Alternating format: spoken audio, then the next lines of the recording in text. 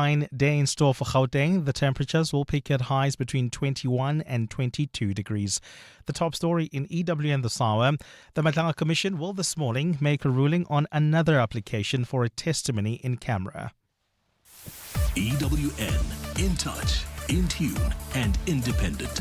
For the latest, visit ewn.co.za or download the EWN app.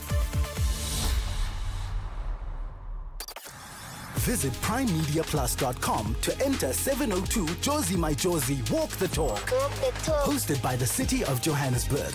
Walk with the people, for the people, for our Josie. For Joburg, by Joburg, in Joburg. Mamise bonke.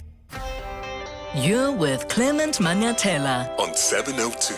Let's Walk the Talk, streaming on the Prime Media Plus app, DSTV channel 856, 92.7 and 106 FM.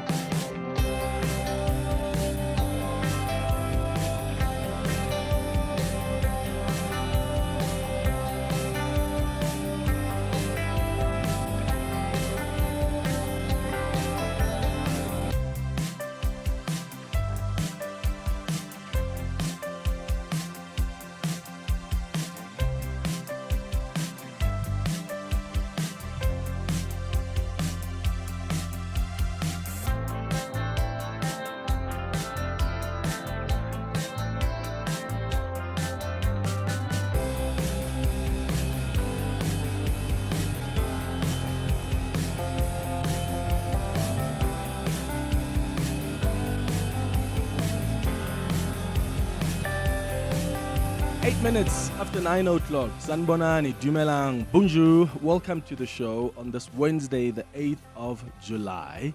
Thank you for joining the Clement Manyathela Show. It's always great to have you with us here on 702. Our show starts with the 702 open line. This is where you can call us on 011-883-0702 or send a WhatsApp on 072-702-1702 to join the conversation this hour.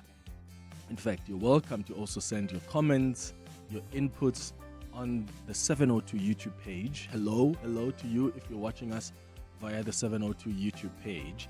So, the Public Protector has found that the City of Cape Town has failed to provide basic services to residents of Langa, flats and parts of Khayelitsha as required by the Constitution. The investigation found that complaints of poor service delivery were actually substantiated, with the municipality's conduct amounting to improper conduct, maladministration, and prejudice against affected residents. So this investigation, you'll remember, originated from the complaints that were raised by residents during the Public Protector's annual road shows in the Western Cape back in 2022 and 2023. And during that road show, there are residents who were complaining about deteriorating sewer infrastructure, poor refuse collection, you name it, like the delays in repairing roads and water leaks, inadequate communication from the city, and even the absence of lease agreements for residents paying rent in city-owned housing. And that's just among other issues. So this investigation has identified a number of failures by the city to meet its constitutional and statutory obligations. Right? A failure to provide secure housing, a failure to provide adequate water and electricity for residents of SST Marikana, failure to ensure safety at clinics, failure to maintain critical infrastructure, and to address long-standing service delivery problems. So it's a long list. And I want to know what you think this says about the way the City of Cape Town is run. Do you think it's the best run metro as has always been claimed by the DA despite these failures? Or do you look at this report and you say, but these issues that the Public Protector is raising are not unique to the City of Cape Town? If she did a report on Alexandra or on Diepsloot or any other community, she likely is going to come to the same conclusion. Is that your thinking around this? Let me know your thoughts on this report by the Public Protector on 011-883-0702. WhatsApp's on 072-702-1702. Here's the Public Protector, Advocate Koleka, yesterday explaining the findings of this report. I made the following findings on whether the provision of basic municipal services by the functionaries of the City of Cape Town to the residents of Langa Flats and Khayelitsha townships are rendered in a progressive and effective manner as contemplated in the Constitution and the law. If not, whether such conduct is improper as envisaged in Section 182, subsection 1A of the Constitution, and amounts to maladministration and improper prejudice in terms of Section 6, subsection 4A, Roman figures 1 and 5 of the Public Protector Act. The allegation that the basic municipal services are not rendered in conformity with the Constitution and the law is substantiated. In respect of Langa Flats, the lease agreements, the city has not been able to sign lease agreements with all residents of Langa Flats. The inability to sign lease agreements with residents impedes the duty by the state to put legislative and other measures in place to progressively realize the right of access to adequate housing as envisaged in Section 26, subsection 2 of the Constitution and item 3.3.2 of the City of Cape Town Metropolitan Municipality Allocation Policy, Housing Opportunities of 2022.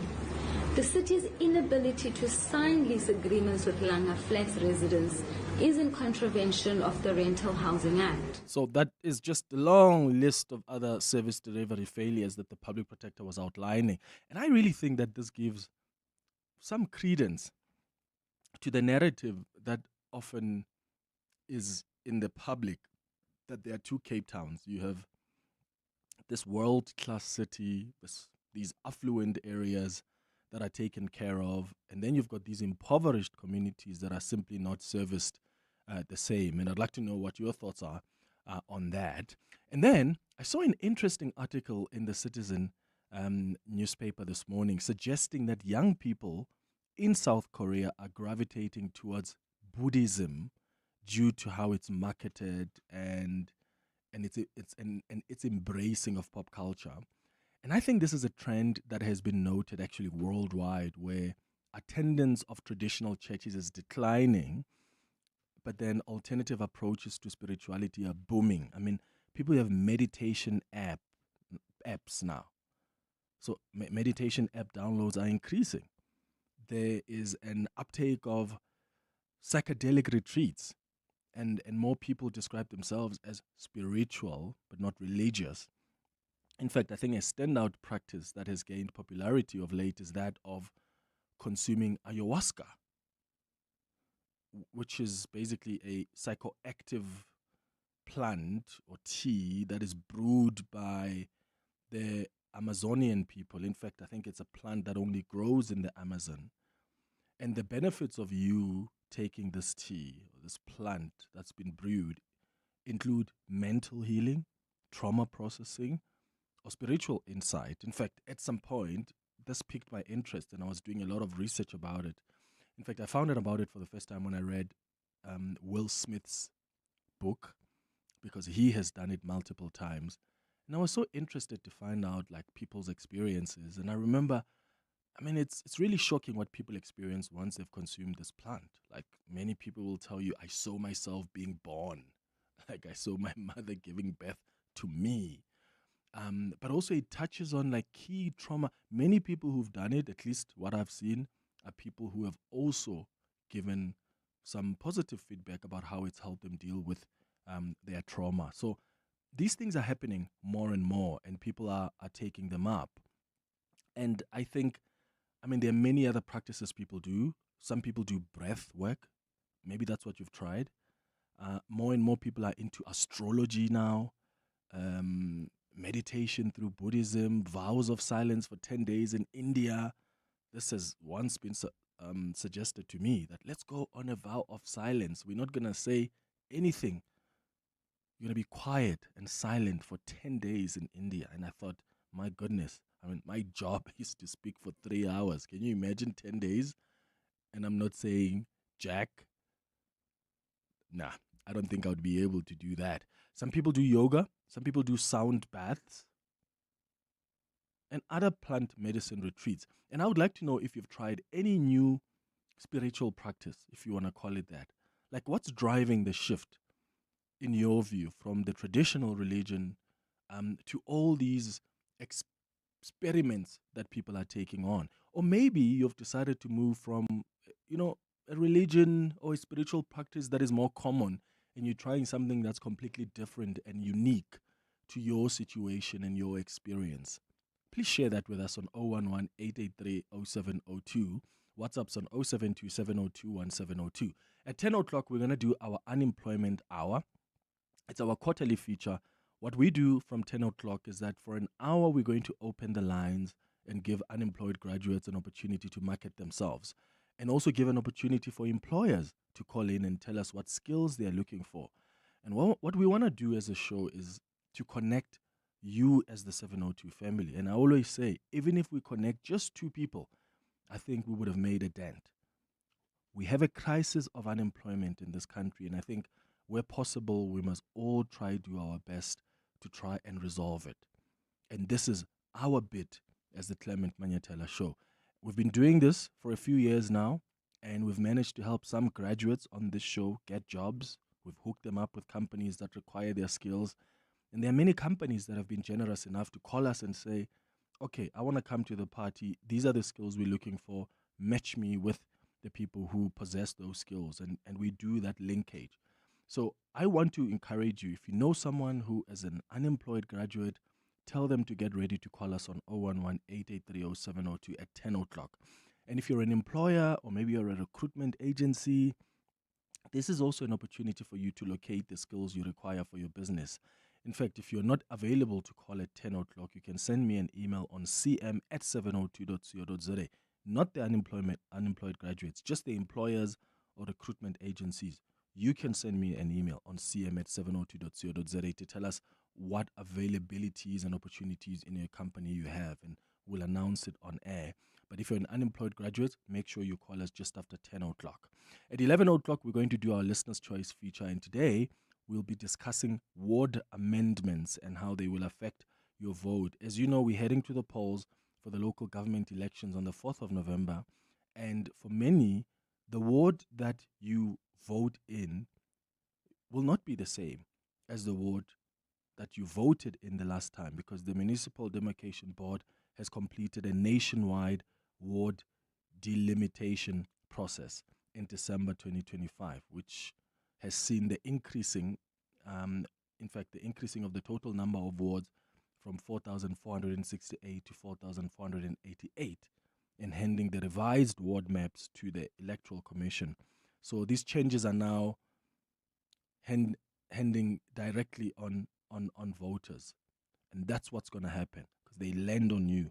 Different ward numbers, new ward councillor candidates to choose from, and in some cases, a completely different voting station. So that's why it's important for you to check your information ahead of the vote in November. So we'll tell you more about this on our Listener's Choice feature at 11 o'clock. And then we wrap up the show at 11:30 with the sharing space. There's a really interesting story today that will tell you of a guy who's frustrated. Apparently, we don't have etiquette anymore in the bathrooms at the gym. I'll tell you more about it at 11:30. That's the show coming up over the next 3 hours. Clement Manyathela, streaming on the Prime Media Plus app. DSTV channel 856 92.7 and 106 FM. All right, let's go straight to your calls. 011-883-0702. WhatsApp's on 072-702-1702. Professor Mamokgethi Phakeng calling us from Joburg. Good morning, Prof. Good morning, Clement. How are you? Good. Great to hear from you.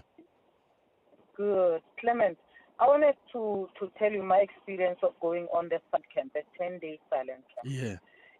And the fact that I did it not as a religion, but as a practice to spend time with myself, reflecting, just like I did when I made the decision to climb to summit Kilimanjaro. It was the same kind of decision. And it's amazing because it gives you time. You know, the silent camp, I mean, the Kilimanjaro experience was a little bit different, but the similar kind of reason why I did it.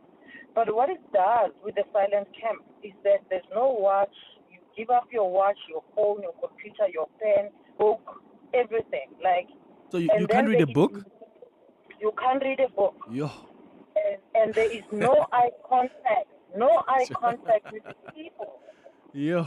No eye contact, not talking to anyone, not eye contact, which I found so helpful. It gives you time just to focus on yourself. I mean, if you think about it in your everyday life, you actually never get time with yourself that way. That that you're always, I mean, day one, you're thinking about other things, children at home, what you left at home, what you could have been finishing, that writing and so on. Day two, I mean, and it's meditation all day.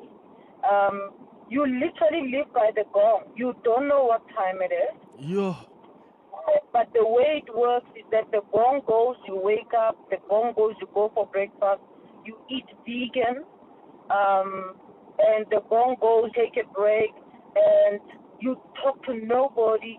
So I would take a walk in the bush, but the first 2-3 days you're thinking about other things that, other thoughts, other whatever.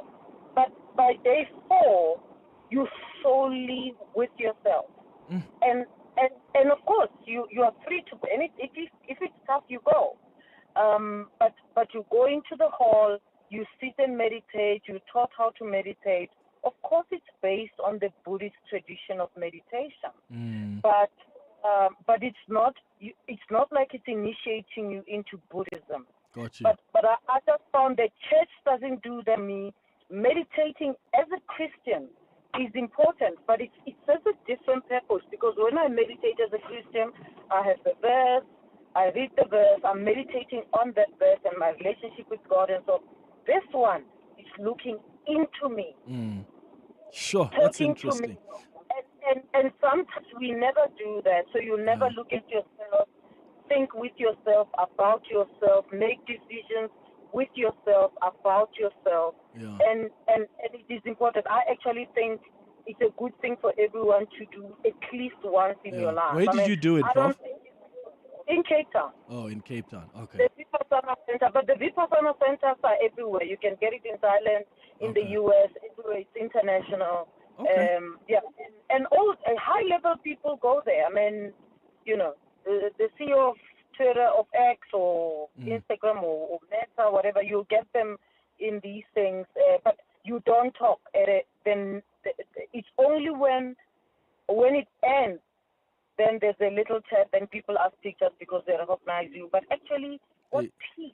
That's great. Very peaceful. That's amazing. Yeah, Prof, thank you for sharing that with us. Okay, so there's someone who's done a silent camp. What have you tried? And maybe, as Professor Pakeng says, you didn't do it for, religious or spiritual purposes, but there are many people who are doing breath work, people that are now more into astrology, meditation, vows of silence. I mean, for a couple of days, yoga, sound bath, plant medicine retreats. What have you tried, or what are you gravitating towards? Have you tried any new spiritual practices? And what's driving the shift from the traditional religion and practices to something different from you, and how has it benefited you? Keep sharing your thoughts on 011-883-0702. Let's go to your WhatsApps on 072-702-1702. Morning, Clement and team. Alex from Pretoria here. After staying for 3 years in Cape Town, I can say that yes, the townships in Cape Town are a no-go area. The services are bad, sewers everywhere. But if you go to the nicer areas, you'll find that a pothole can't even last for more than 48 to 72 hours. Within that time, pothole is repaired, any problems are solved. Clement, I went to Cape Town many times, and I can tell you that the haves and the have-nots, you see it in real life in Cape Town. They can brag about how the city of Cape Town is the best municipality, so on and so on, the clean audits and so on, and all other things. I know Cape Town is very clean. They didn't even find the cigarette butt on the floor, or even a bottle cap on the floor. The way is so clean, no plastics around and everything. The streets no potholes, everything. But that is on the other side. Go to the townships, go to Langa, go to Khayelitsha, go to Guguletu. Hey, Cape Flats, you rubble, pile of rubble not collected. Yet they will brag about how the city of Cape Town is the best. Good morning, Clement Manyathela 702 listeners. I'm not a fan or a member of the DA, but the report by the public protector, if it were to be done anywhere else, it will still come to the same conclusions that it has found. You just look at how Jamestown CBD looks, how Joburg looks, how Pretoria, Sunnyside area looks. All these towns, they are rotten, and therefore, even in the communities and locals, it just shows that there won't be service delivery. So it's not unique to Cape Town. Thank you. Yeah, and that's why I was asking that question earlier of one, your experience, because there are people who've often called on the show, they've shared these experiences everywhere, that it's very different when you go into certain parts of Cape Town to when you go to different parts of Cape Town. And the argument could be that, well, isn't that the case in any other city? When you come to Joburg, you're in Sandton or in Bryanston or in Midrand, and you're in Alex and you're in Diepsloot, which is why I was asking earlier, do you think that the issue here is that these are not issues that are unique to the city of Cape Town? Because if the public protector did another report, right, on Alexandra or on Diepsloot or on Soweto, you name it, chances are she's likely to come to the same conclusions of how the metro or the municipality is somehow failing to deliver these basic services. But then again, we must also not somehow find justifications here for the city of Cape Town. I mean, we need to be able to call it out because they are quick to do it as well when it's other metros governed by other parties, right? And we do that too. Don't we raise concerns about basic services that are non-existent in some of the areas that are run by other political parties? And I think we must be consistent enough to also say, okay, this is what's happening in the Western Cape, and really focus on that. It's now going up to 9:30. Here's a WhatsApp voice note that's also come through about silent treatments. Apparently there are some in Joburg. Hi, Clement. I just want to say, if anyone wants to join the 10-day silent retreat, we have a group of people in Joburg that are trying to create a off-center course in Johannesburg, but they are always welcome to visit Vista, which is the only Vipassana center in the whole of Africa. Okay, interesting. So that's part of a group of people who are planning a silent retreat in Joburg. Mpo on the WhatsApp line says, hi Clement, the Buddhist temple in the Bronkhorstspruit area offers 2 to 3 day silent meditation retreats. It can be a start before the 10-day retreat. Yeah, maybe that's where to begin, hey? Honestly, I don't know. For some reason, I'm finding it difficult to imagine myself on my own for 10 days and I'm not saying anything. I'm not listening to anything. I'm not reading anything. And maybe sometimes that's what our bodies and our minds and our brains need. But sure, thinking about how that's going to go, I don't know. I would probably go crazy on the 5th day. But here's a suggestion. The Buddhist temple in Bronkhorstspruit, you can do a 3-day retreat of sorts. Begin there before you take on a 10-day silent retreat. Have you tried this or any other practice to get closer to yourself or closer to your God or the higher power that's not necessarily traditional? Share your experiences with us, please. It's 9:30. Sviso has the latest in Eyewitness News headlines. Good morning. Thanks, Clemens. Good morning. National Treasury says the intervention to temporarily withhold July equitable share transfers to 69 municipalities is intended to pressure them to deal with persistent financial failures while protecting public money. The department says there's been an ongoing talks between the Treasury and municipalities since the beginning of the year, and yet the municipalities are failing to meet key financial management obligations, raising raising concerns about governance and the ability to deliver basic services. Disbarred lawyer Piet Viljoen is expected to appear in the Pretoria Specialised Commercial Crimes Court today for his bail application. Viljoen faces more than 400 charges linked to an alleged multi-million rand municipal property fraud scheme. He was arrested by the Hawks at OR Tambo International Airport last month after returning to South Africa from the US. Opposition parties in Cape Town say the public protector's findings on poor service delivery in parts of the metro confirm what communities have been complaining about for years. The report found residents in areas including Walanga Flats and Khayelitsha have been living with overflowing sewage, poorly maintained housing, broken streetlights and inadequate security at healthcare facilities. The ANC and Build One South Africa are now calling on the city to urgently implement the public protector's remedial action. And those are the headlines. This EWN and more at 10 or as it happens. EWN Traffic.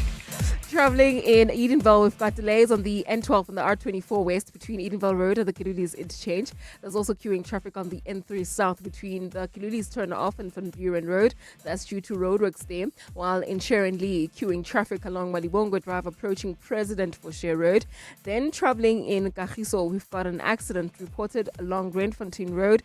It happened right near Adcock Street. Is causing heavy traffic volume, so please be on the lookout there. And then heading towards the city of Tshwane, queuing traffic along the N1 North between the Baklu interchange and Allendale Road. This is also due to roadworks. Please be on the lookout there. More updates at the top of the hour. Stay tuned. There's more EWN on air, online, and on the EWN app. As a business owner, you need a business insurance that delivers when it's time to claim. The Ombudsman, an independent body that rules on complaints, confirmed in their 2025 annual report that OUTsurance had the lowest overturned ratio of complaints received. That's service you can trust. So switch today and you could get a massive 20% discount on your business insurance premium. Get a quote now. Visit outsurance.co.za or call 08600 60,000. Licensed insurance FSP. T's and C's and information online. Solve exciting riddles and unravel a web of suspense and adventure with Hollywood Bets and Spinnazonke Mystery Parcel. You stand a chance to win a share of 1 million rand in cash and bonus bets. Start your quest and bet 2 rand or more on selected Playtech slots every Wednesday between 2:30 p.m. and 8:30 p.m. and Sunday from 4:30 p.m. to 10:30 p.m. What scintillating secret will your parcel reveal? Bet now. T's and C's apply. Hollywood Sportsbook is a licensed betting operator. No persons under the age of 18 years are permitted to gamble. Winners know when to stop. South African Responsible Gambling Foundation toll-free counseling line 0800 006 008 or WhatsApp help to 076 675 0710. On Sunday, 26 July, the entire city unites for the 702 Josie My Josie Walk the Talk. Walk the talk. And because Joburg is more than just a city, we'll be walking for the people. So join us and help make a difference to homelessness in the city by entering on primemediaplus.com and donating vouchers. Donate a voucher. Which is a cashless way to give, helping people experiencing homelessness access a hot shower, a meal, a bed, or more support. Anybody can join and everybody can donate. 702 Josie My Josie Walk the Talk, hosted by the City of Johannesburg. Enter and donate now on primemediaplus.com. Your voice. Your station. Your open line. Walk the talk with Clement Manyathela on 702. It's 25 minutes before 10 o'clock. Hi, Clement. I honestly think it's not fair for it to be looked in that way, just Cape Town alone. South Africa is not Cape Town alone. There are so many other municipalities that are being badly run by different political parties. Just recently, Lesedi, where they ended up torching a mayor's house who is running that municipality. Come on. If we're going to have a report on municipalities, how they're being run, then let's do it for the whole country and have the stats. Not just one out of how many? How many are there? Morning, Clement. You know, I do actually recognize that the city of Cape Town actually has very big problems, especially in townships. But what I don't get is that of all the municipalities that the public protector should be going for, and of all the disgusting situations that people find themselves in most municipalities. Look at Mfuleni, just here in Gauteng. The worst sewage is actually running everywhere. Every street you go to, every township you go to, there's sewage running on the streets. And the situation is just dire. No one can live there. Waste is not collected. Nothing is actually moving in that municipality. Of all the municipalities to go for, you just choose Cape Town. Sometimes I think this public protector is just a puppet somehow, and a puppet of Ramaphosa, just to be specific. This is doing Joburg. But why? On what basis now are we saying she's a puppet of the president? There was a roadshow in 2022, 2023 as well, and these were complaints that were raised in Cape Town. These are communities who were complaining, and this is not the first time people complain. So she did her job. Yes, you can make the argument that if she did the same report and investigation on some of the informal settlements in townships, she's likely to come to the same conclusion. But to now want to call her a puppet because she went and investigated what community members complained about, not sure about that. Let's bring in now Councillor Zahid. Councillor Zahid Bedruddin, who is the MMC for Water and Sanitation in the city of Cape Town. Councillor Bedruddin, thank you so much for making time for us. Good morning. Good morning. Thanks for having me. So we're having a conversation on the open line this morning about this report by the Public Protector, and you have always prided and described yourselves as the city of Cape Town as a metro that is good at service delivery and financial management. But this report by the Public Protector tells a different story about service delivery. She says you failed to provide basic municipal services to residents of Langa and Khayelitsha. To what extent do you agree with the findings of this report? Thanks for the question. In actual fact, the report suggests otherwise as well. Keeping in mind that this investigation was initiated about 4 years ago, the report very early on, in terms of its findings, acknowledges the immense work and the progress already underway in terms of the findings that were presented by the Public Protector.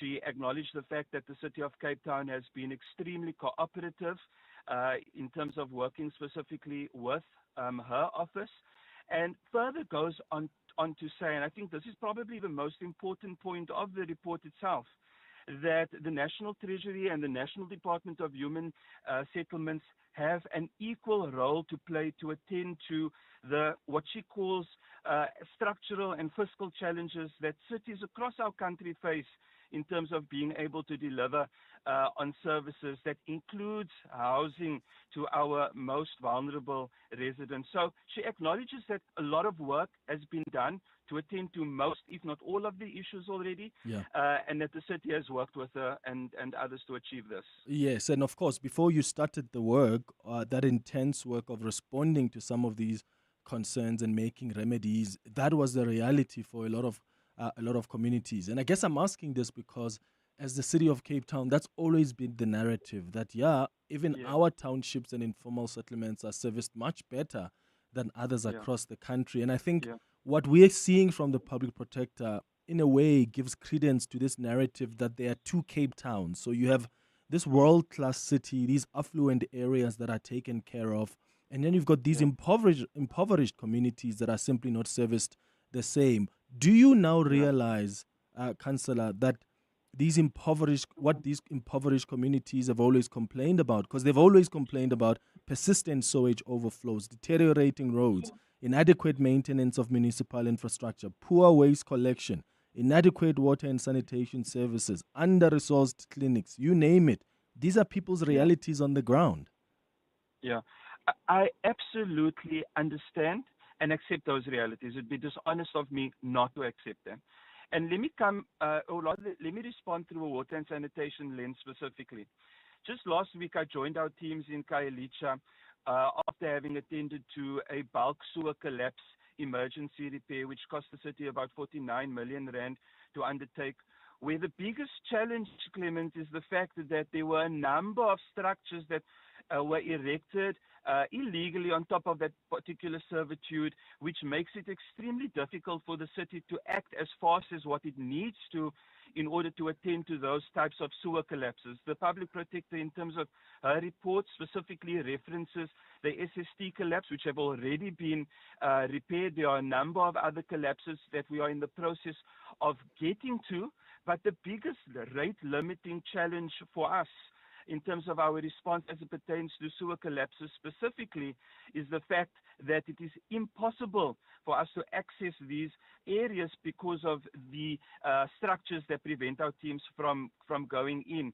I also want to touch specifically on the comments that the public protector made regarding the fire and safety concerns at the two clinics that she referenced down to and the Matthew Goniwe clinic.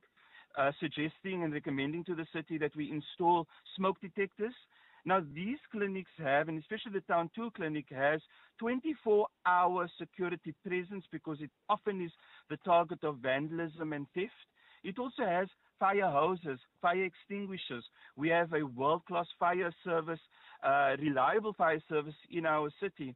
And so in terms of the building regulation standards, we certainly have met the requirements, but we take into consideration the suggestion that she's made. And in terms of the clinic upgrade, which is set to take place, we will most certainly include her recommendations as well. But I can't agree with the fact that there are often attempts by, the public and other entities to paint the city as an uncaring city, for the fact that with, again, specific reference to investments in these communities. Khayelitsha just received a 10 million rand public lighting upgrade. Langa received a 37.5 million rand upgrade to the old flats rehabilitation. The sewer pump station received a 96.1 million rand upgrade. Khayelitsha Site B received a 3.2 million rand upgrade, more books, more equipment, more computers. And these are only but a handful of examples of investments that this city has made in this financial year alone. Yeah, so why then do we have the Constitutional Court judgment that found that, for instance, there's been a failure to deliver well-located, affordable housing where it is needed the most in Cape Town? So I assume you're making reference to the Constitutional Court judgment specifically relating to the Tafelberg case. Tafelberg site, yeah, in Sea Point. Yes, so let me first say that land in question doesn't belong to the city of Cape Town. We've never owned that particular land. What the Constitutional Court has said to us and has given the city an opportunity to do is to present it with a report in terms of where our affordable housing opportunities are located. And we're very grateful for that. In this financial year alone, Clement, the city has entered almost 4,000 housing opportunities into the construction phase. That's this year alone. And in our pipeline over the next few years, we have about 12,000 houses which are entering those processes itself. And so acknowledging the fact that the Constitutional Court made findings on documents and paperwork that is almost 8 years old, the setting has changed significantly since then, when the city has now been able to make immense progress in terms of our own housing delivery, but also calling on national government and other entities to release large pockets of land so that we are able to take housing in a meaningful way to areas and communities that can bring them closer to the economic centers within our city. Yeah, and before you leave MMC, what about the financial health of the metro? Because the Auditor General has also raised concerns about the financial health and governance of the city of Cape Town. She was saying that Cape Town has regressed from its previous clean audit status due to supply chain management and procurement-related non-compliance. What's happening there?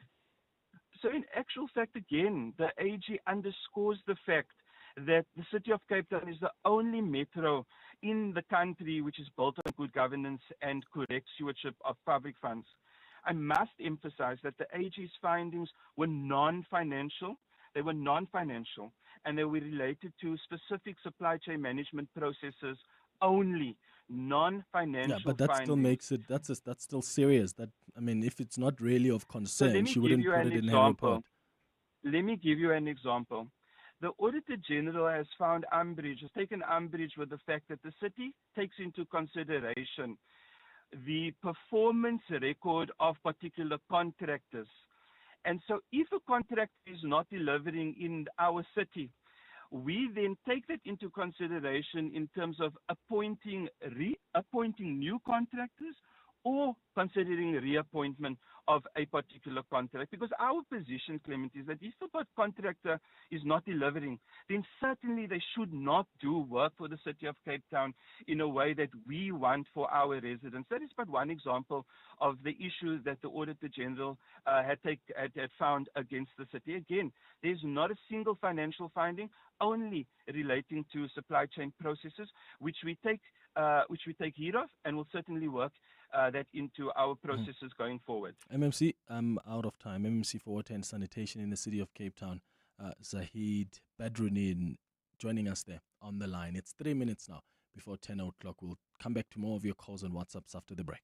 I feel like this year's 702 Josie My Josie Walk the Talk is going to be special. We're taking over Johannesburg, and I think this is the one people are going to be talking about in years to come. You should absolutely take part in this year's Walk the Talk. It feels as if it is a moment. If you have heard anything about this year's 702 Josie My Josie Walk the Talk, you are going to have such FOMO. You are going to miss out. I'll be working on the day, but I'll also be enjoying interacting with so many 702 landers. I've often thought I'll do 5 and then I end up doing 8, or I think I'll do 8 and then I end up doing 15 kilometers. For me, it's going to be about the vibe, it's going to be about the experience, it's going to be about Josie. To enter 702 Josie My Josie Walk the Talk, go to Prime Media Plus. Make a date with us Sunday, 26th July. See you there. If you think you cannot afford a lawyer, think again.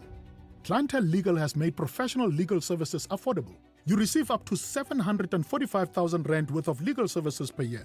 Our range of plans include cover for you, your spouse, children, and extended family. Plans include cover for civil, criminal, and labor-related matters. Whether it's protection orders, gender-based violence, uncontested divorce, or poor service, your Clientele Legal lawyer will be there to assist you. Our services are convenient. Simply pick up the phone and call your lawyer or send us an email and we'll get back to you. All plans include a bail benefit of up to 5,000 Rand and we'll go to the police station and pay it for you. Plus, Clientele Legal offers you 24-hour telephonic legal advice. SMS Legal to 48721. That's legal to 48721. Clientele General is an authorized FSP and licensed non-life insurer. T&Cs online. Standard rates apply. When you're walking the 702 Josie My Josie Walk the Talk on Sunday, the 26th of July, keep your eyes open because Mazda is bringing wonder to the 8-kilometer route. There'll be 5 Mazda Wonder experiences, including a piano performance, a world of color, a bubble field, a Japanese garden, and the Mazda Wonder Hub. Visit one of the 5, then capture and share your wonder moment on Instagram, Facebook, or TikTok. Tag and follow at Mazda SA using hashtag Mazda SA, and you could win your share of 50,000 Rand. Mazda, where wonder awaits. T's and C's apply.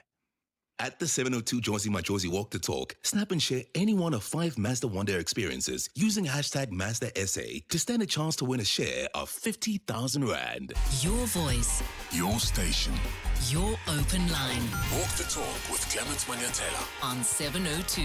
10 minutes before 10 o'clock, we've been having a conversation on our 702 open line this morning about that report by the Public Protector, which has found that the city of Cape Town failed to provide basic services to residents of Langa Flats and parts of Khayelitsha as required by the Constitution. You heard from the MMC who was responding to that report by the Public Protector, and basically he says, well, the Public Protector has also indicated that the city of Cape Town has since been cooperating and has started to do the remedy work. So they have already started the intense work of just fixing what has been found to be broken in as far as service delivery is concerned.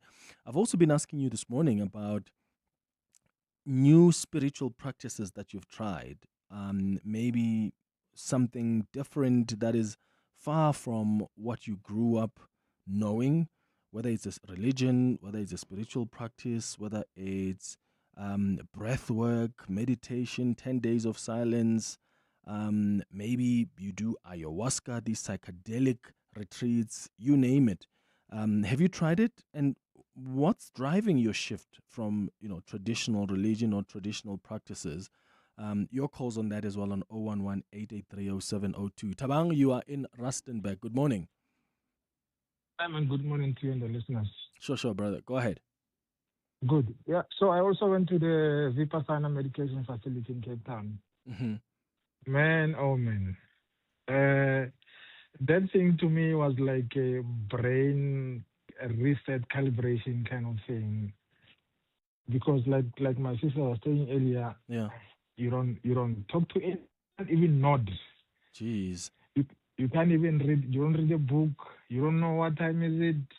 The only thing that you do is go to the meditation hall, go to your bedroom, and go to the dining hall. That is the only three things that you do.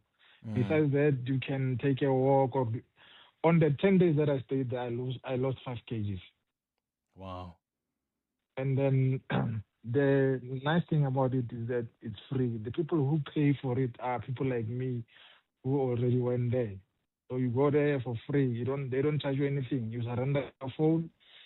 The only problem I had with it is that you can't pray. You're not even allowed to pray. Like, you can't even say a prayer in your own room there. But I can tell you now, my man, that I would highly recommend. And you meet people from different parts of the world. But then you can't even talk to them. No, you only talk on the first day when you meet and before you hand over your phones and all that. Yeah, that means 1 hour before you get allocated rooms and all that. But anything beyond that, you don't talk. Okay. My day one was very difficult. I felt like my head was about to explode because of we are used to phones, and when there's nothing on your hand, you can't even say hi to anyone. You can't even say anything. So it was a challenge on the first 2 days. But from there going forward, on the 4th, 5th day, then you are okay now. You are rediscovering yourself. Yeah. Tabang, thank you so much for sharing your experience with us. Morning, Clement and the 702 listeners, Anonymous here. I have been to the Bronkhorstspruit Buddhist monk temple for a 3-day retreat, which was really rewarding. Just undertook it, I think it was a month or 2 after being appointed into a senior management position. And you can imagine, there's new management. It was terrible, the stress. It was just unsummable. And I went there. I got to appreciate nature and the human body, and also appreciated the fact that I should never stress myself with things that are beyond my control, or stress yourself about things that you cannot control. So I think it's good. It all boils down to the reason why you're going there and participating in the activities, in the meditation, eating the vegetarian food, no meat, no spice, nothing. It's just, it was really rewarding. Thank you. Your voice, Your station. your open line Walk the talk with Clement Manyathela. on 702. I don't think people are fair.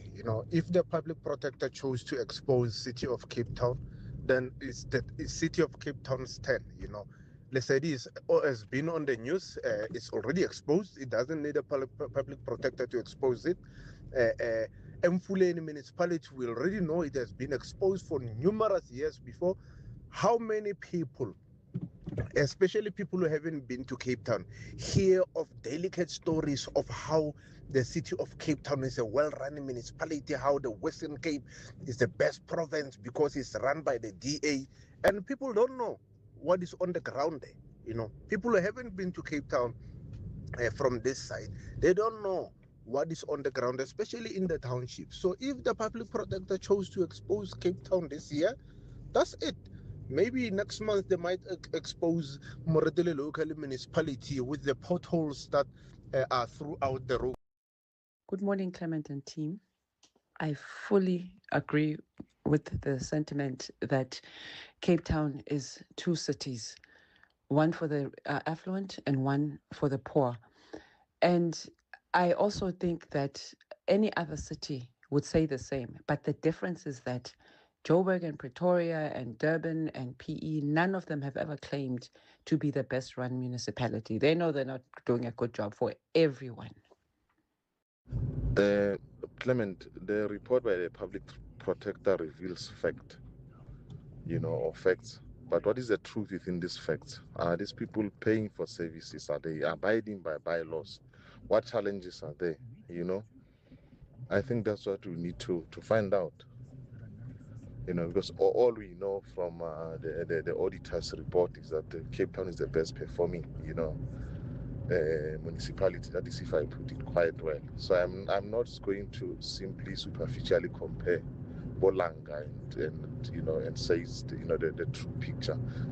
In fact, I'm actually biased to think that even with those negative findings, they still get better services than Bosoweto and Soshanguves and so forth in Gauteng. So what is the truth within what she found out? Thank you. You know when your people are giving their best, not because they're pushed or pressured, but because they feel supported. And support is making sure they're covered. So if something happens, they can get the care they need. FlexiCare Health Insurance makes it simple for every business to protect their people with affordable health cover. You care.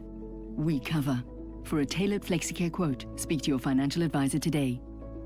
FlexiCare is not a medical scheme and the cover is not the same. FlexiCare is underwritten by Auto & General, a licensed non-life insurer and FSP, and administered by Discovery Health, an authorized FSP. John, where are you rushing to? Sure, I'm off to SARS. I need to check if I must file. Wait! SARS sends auto-assessment notices from 1 to 12 July. Done. Just like that? Yes. If you get a notice of assessment, check it. If it's correct, you're done. If it's incorrect or you did not receive one, file from 13 July on e-filing or the SARS Mobi app. I could already be done. This filing season, experience the power of done. Expect your auto-assessment notice from 1 to 12 July or file from 13 July via e-filing or the SARS Mobi app. Go to sars.gov.za. SARS, at your service. The pain of losing a loved one is never easy. It will leave you feeling overwhelmed. At Clientele, we understand that burying loved ones with dignity truly matters. Our funeral plans pay out cash within just 24 hours and you receive 200 Rand airtime when you claim to make those important calls. Plus, we cover up to 13 people on one plan. SMS funeral to 31586. That's 31586. Clientele Life is an authorized FSP and licensed life insurer. T's and C's online. Standard rates apply. As we gear up for the 702 Josie My Josie Walk the Talk hosted by the city of Joburg on Sunday, the 26th of July, we're inviting you to help us make a difference this winter. 702 Weekend Breakfast with Gugs Mhlungu, together with MES Homeless Shelter, is running a clothing drive and would love you to be part of it. If you have pre-loved clothing, warm jackets, jerseys, blankets, toiletries, or any non-perishable food items, please donate them. Drop your items off at our 702 studios at 15 Fredman Drive in Sandton. Together, we can bring warmth and dignity to those who need it most. Every single item makes a difference. MES is a registered not-for-profit company that has been changing the hearts of the inner cities of Johannesburg, Cape Town, Gqeberha, and Kempton Park since 1986. 702, let's walk the talk. It's 10 o'clock. This is EWN. Good morning, I'm Sfiso Zulu. The Matlanga Commission of Inquiry will take place completely in camera today following an application from a new witness. A businessman appearing as Witness M says presenting his evidence in public could put his life in danger. He is set to testify about his involvement in one of the botched drug busts that the Commission has been investigating. Commission Chairperson Buseli Matlanga. At this stage, we have no idea by when you will be done, so I can't announce that we will resume in open session on such and such a date at such and such a time. That will be announced by our spokesperson in due course. Disbarred lawyer Piet Viljoen is expected to appear in the Pretoria Specialised Commercial Crimes Court today for his bail application. Viljoen faces more than 400 charges linked to an alleged multi-million rand municipal property fraud scheme.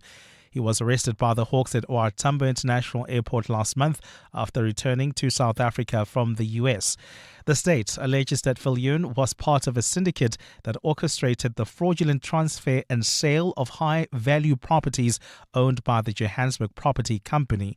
Kosikona Malingamnisi reports. Prosecutors allege that forged sale agreements, municipal resolutions, powers of attorney, affidavits and other documents were used to transfer the properties unlawfully. The state further claims Viljoen paid a deputy registrar at the Land Affairs Department to facilitate the registration of the fraudulent transfers. The alleged scheme came to light during a City of Johannesburg audit of its immovable assets in 2010. The municipality approached the Johannesburg High Court to reverse the transfers and the properties were restored to the city's ownership. The state has indicated it will oppose Viljoen's application for bail. Earlier this year, Viljoen and his wife Melanie were arrested in the US for allegedly shoplifting. Kosikona Malingamnisi, Eyewitness News. National Treasury says withholding funds to 69 municipalities across the country is intended to deal with financial failures.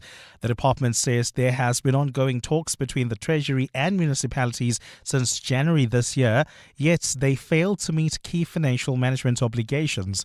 Treasury's Jan Hatting says this has raised concerns about governance and the ability to deliver basic services. Many councils adopt a budget that's not funded. What it means in practice is there's not sufficient cash to back the expenditure side of a budget. So part of our work and support that we've given to municipalities consistently is to help them to table a funded budget. Meanwhile, opposition parties in Cape Town say the public protector's findings on poor service delivery in parts of the metro confirm what communities have been complaining about for years. The report found residents in areas including Gwalanga Flats and Khayelitsha have been living with overflowing sewage, poorly maintained housing, broken street lights and inadequate security at healthcare facilities. The ANC and Build One South Africa are now calling on the city to urgently implement the public protector's remedial action. Lauren Isaacs reports. ANC Ward Councillor Lwazi Bakade says the report exposes a failure by the DA-led city to prioritise service delivery in some of its poorest communities.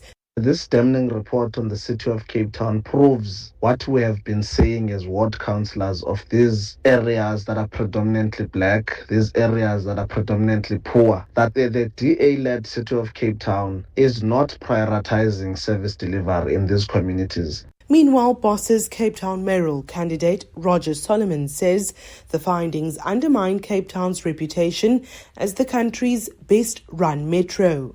The Public Protector's investigation confirms once again what many Cape Townians know already. While Cape Town works for some, systematic failures continue to deny the most basic of services to many of our communities, especially the most vulnerable. The City of Cape Town says it has largely dealt with some of the issues contained in the Public Protector's report. Lauren Isaacs, Eyewitness News. Gold is trading at $4,123.04 an ounce. The rand is at 16.29 to the dollar, 21.77 to the pound, 18.61 to the euro. Brent crude oil is at $76.47 a barrel. And in the traffic, we've got delays on the N1. This is in the both directions between New Road and Allendale Road due to roadworks as well as an accident. So please be on the lookout if you're traveling within the Midrand area. Then heading towards Bedford View, we've got queuing traffic between the Kilulis interchange and Van Buren Road, also due to an accident. A fine day in store for Gauteng. The temperatures will peak at highs between 21 and 22 degrees. The top story in EWN this hour. The Madlanga Commission of Inquiry will take place completely in camera today following an application from a new witness. EWN, in touch, in tune and independent. For the latest, visit ewn.co.za or download the EWN app. We're calling on Joburg to walk the inner city with us. In 702 Josie My Josie, walk the talk. Babize bonke. Enter now on primemediaplus.com. You're with Clement Manyathela on 702. Let's Walk the Talk, streaming on the Prime Media Plus app, DSTV channel 856, 92.7 and 106 FM.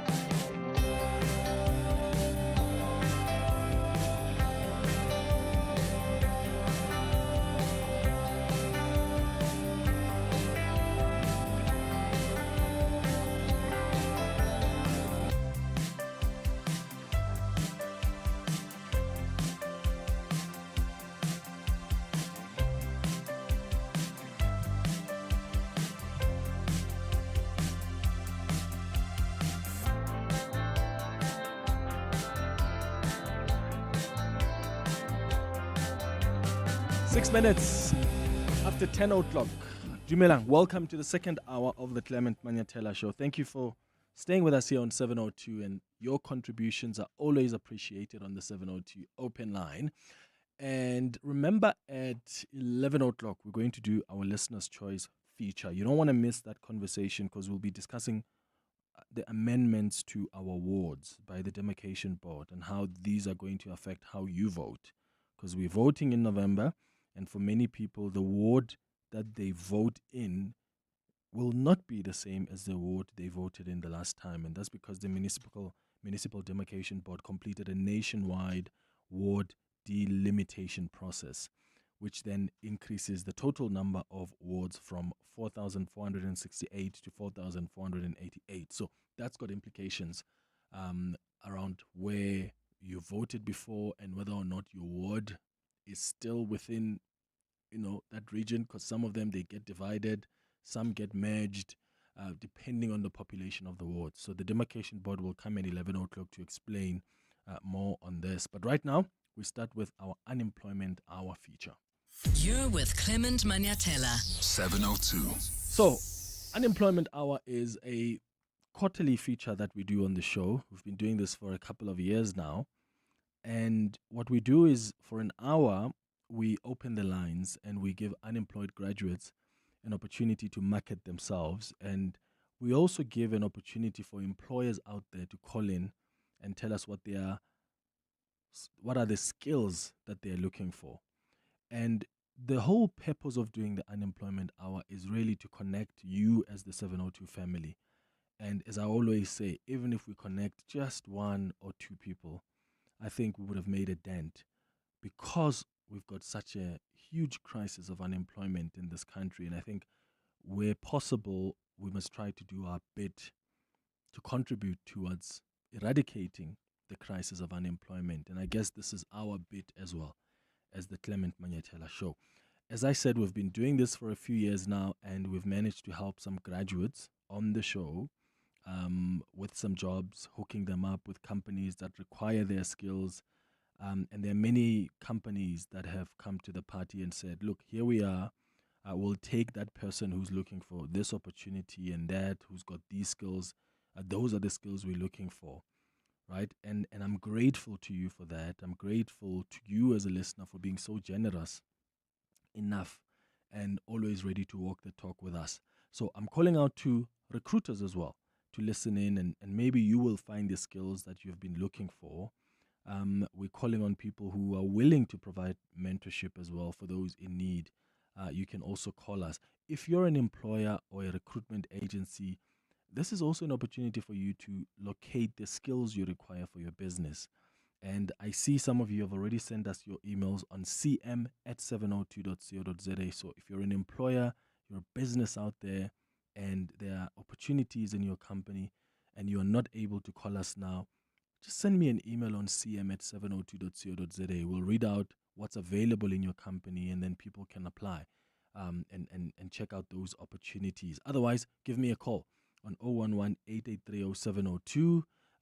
You're welcome to, if you want to respond maybe to an unemployed graduate, you want to send a WhatsApp voice note, you can call, send that on 072-702-1702. All right, let's start now with Portia, who is calling us from Pretoria. Portia, good morning. Good morning, Clement. Hi, go ahead. Hello, Clement. Yes, Can you hear Portia. me? Yes, we can hear you clearly. Go ahead. What qualifications do you have? Do Wonderful. you have Are any you well? experience? Okay, there's something wrong clearly with Portia's line. There seems to be a hectic delay. So let me put you back to the producers, Portia, because it seems you're hearing me much later to the things I said earlier on. Let's go to Kailo, who is in Tshwane now. Kailo, can you hear us? Hello, sir. How are you? I'm all right, man. Yeah, go ahead. What are your qualifications and what are you looking for? I'm looking for work in security. I've got grade B. I studied at Mamba Gordon, and I studied at Black and College. I'm in Soshanguve.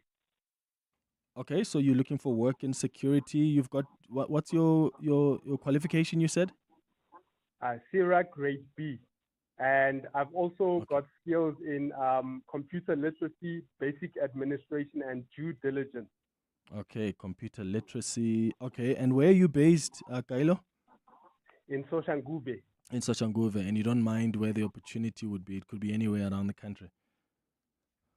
I don't mind, but the funds do mind. Okay. If you know what I mean. Yes, and what's your email address? My email address is CEO FERGESIHT. Please repeat that for me. CO. No, Theo. Theo as in the name. Oh, Theo. Yes, and then FER. Yeah. GES. IHT. IAT. Okay. IHT. H for hotel. HT. All right. At gmail.com. At gmail.com. Okay. Got you. All right, Kailo, thank you so much for calling us. We've got your details down. If you are out there listening and you're looking for someone who can work in security, Kailo says he's got a SIRA grade B qualification. He has computer literacy as well and is looking for work in security. If that's an opportunity you have in your company, get in touch with us and we'll hook you up with Kailo. Letabo, you are in Pretoria. Good morning. Good morning. How are you, Clement? I'm all right, Letabo. Go ahead. Good morning, 702 and listeners. My name is Letabo Gungwani. I am a dedicated administration and communications professional. I hold a diploma in administrative information management from TUT and a higher certificate in safety management from UNISA. Until the end of June 2026, I worked as an admin and communications officer at an estate in Hartbeespoort, where I managed stakeholders relations, database system, and resident communication. Prior to this, I spent 2 years as an administrator for a mine in Northwest, providing executive support, managing safety files, managing and handling supplier invoices, and coordinating projects across teams. I am currently based in Pretoria and I'm available immediately, and I'm also willing to relocate anywhere in South Africa. Thank you for listening. Letabo, thank you so much. And what's your email address? Letabo Gungwani 35@gmail.com. Okay, please, Letabo, spell the surname for me. KU KUNG NG WANE Gungwani WANE 35 at gmail.com. So Letabo Gungwani 35 at gmail.com. Yes, and my number is 067 101 24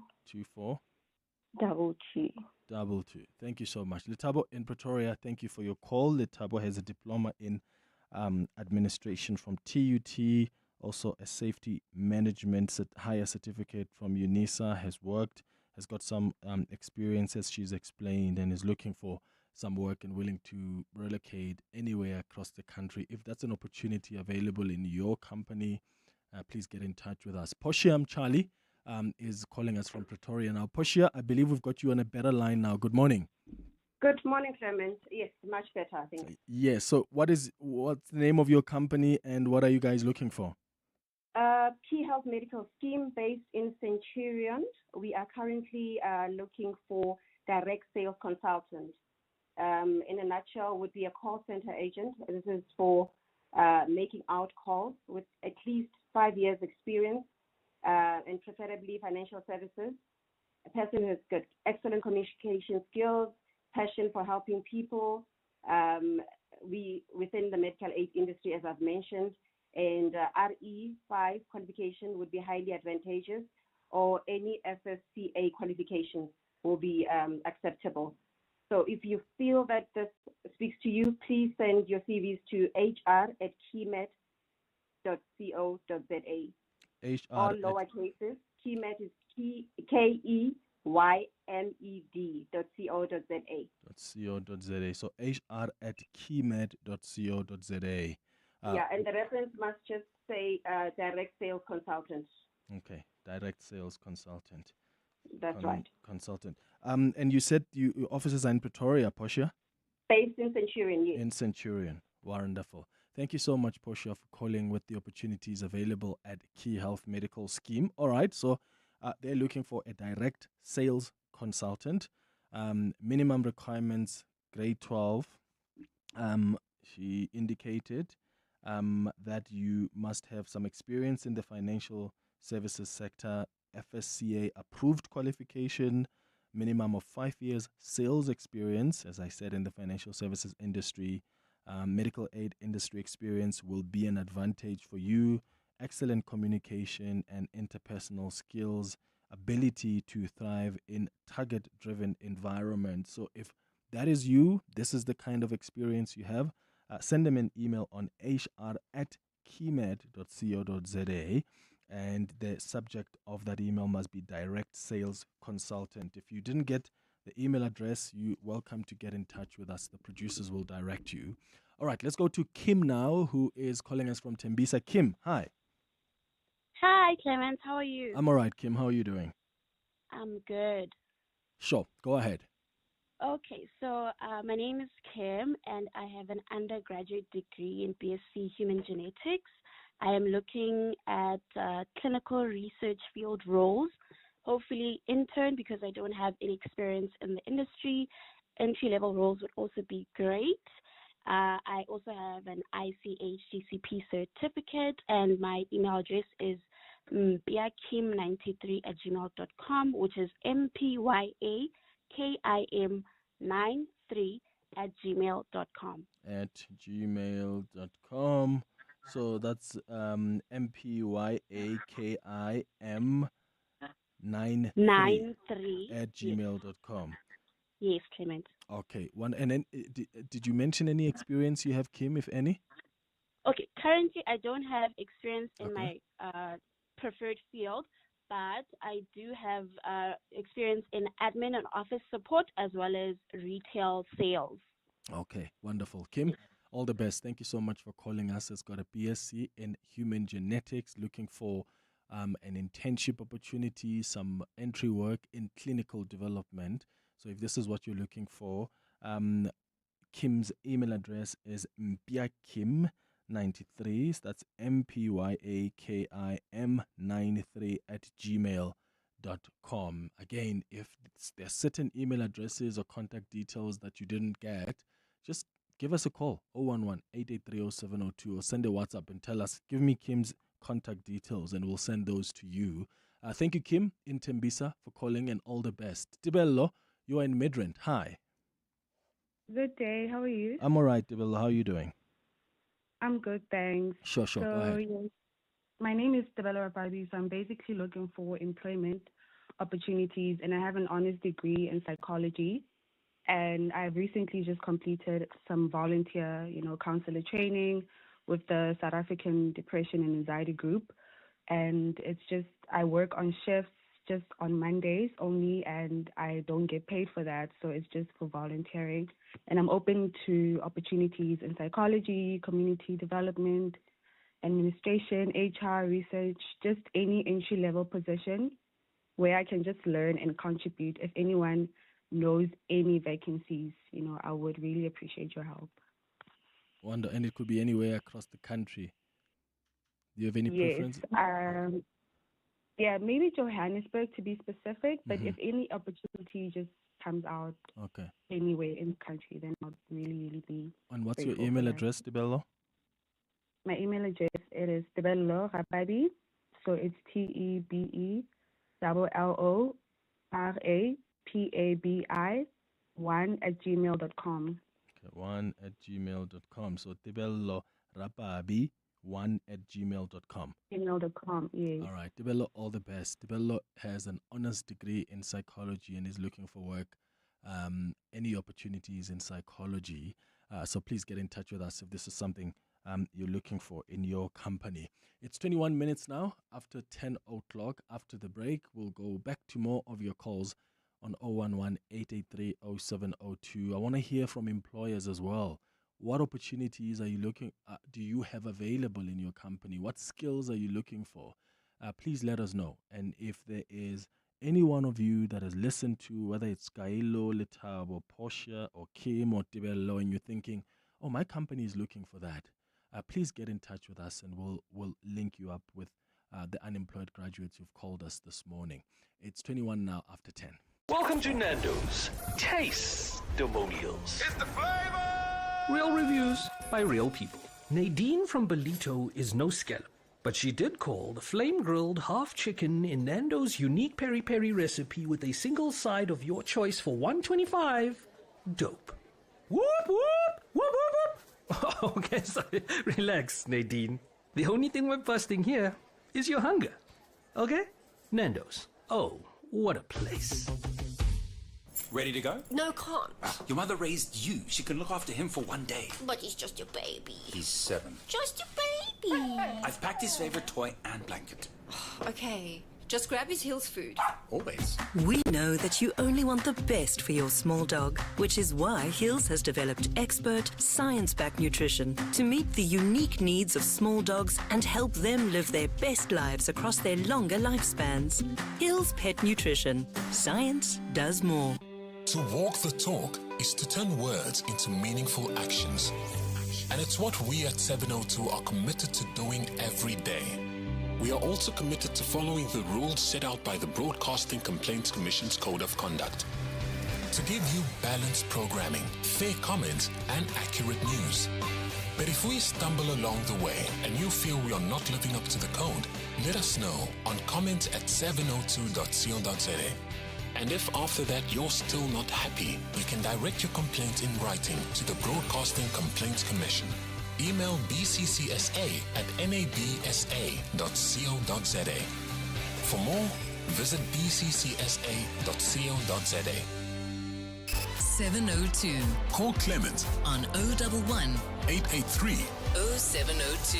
It's 23 minutes after 10 o'clock. This hour, we're doing our quarterly feature. We call it the Unemployment Hour. And it's a feature where we open the lines and give unemployed graduates an opportunity to market themselves.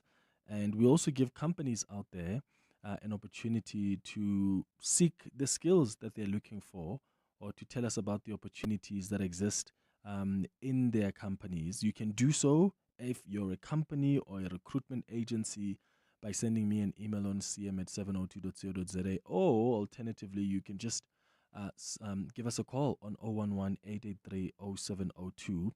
We've heard from a few unemployed graduates before the break, and some of you have asked for contact details of some of them. So please keep your messages coming through. If you've heard someone who's looking for an opportunity, whether it's an internship or work, and you've got that opportunity available, please get in touch with us. What we're trying to do here is just link you as the 702 family. We want to use this platform to link those that are seeking for employment and those that have got the opportunities available, or those that are seeking for certain skills and people with specific qualifications with those who've got those qualifications and skills.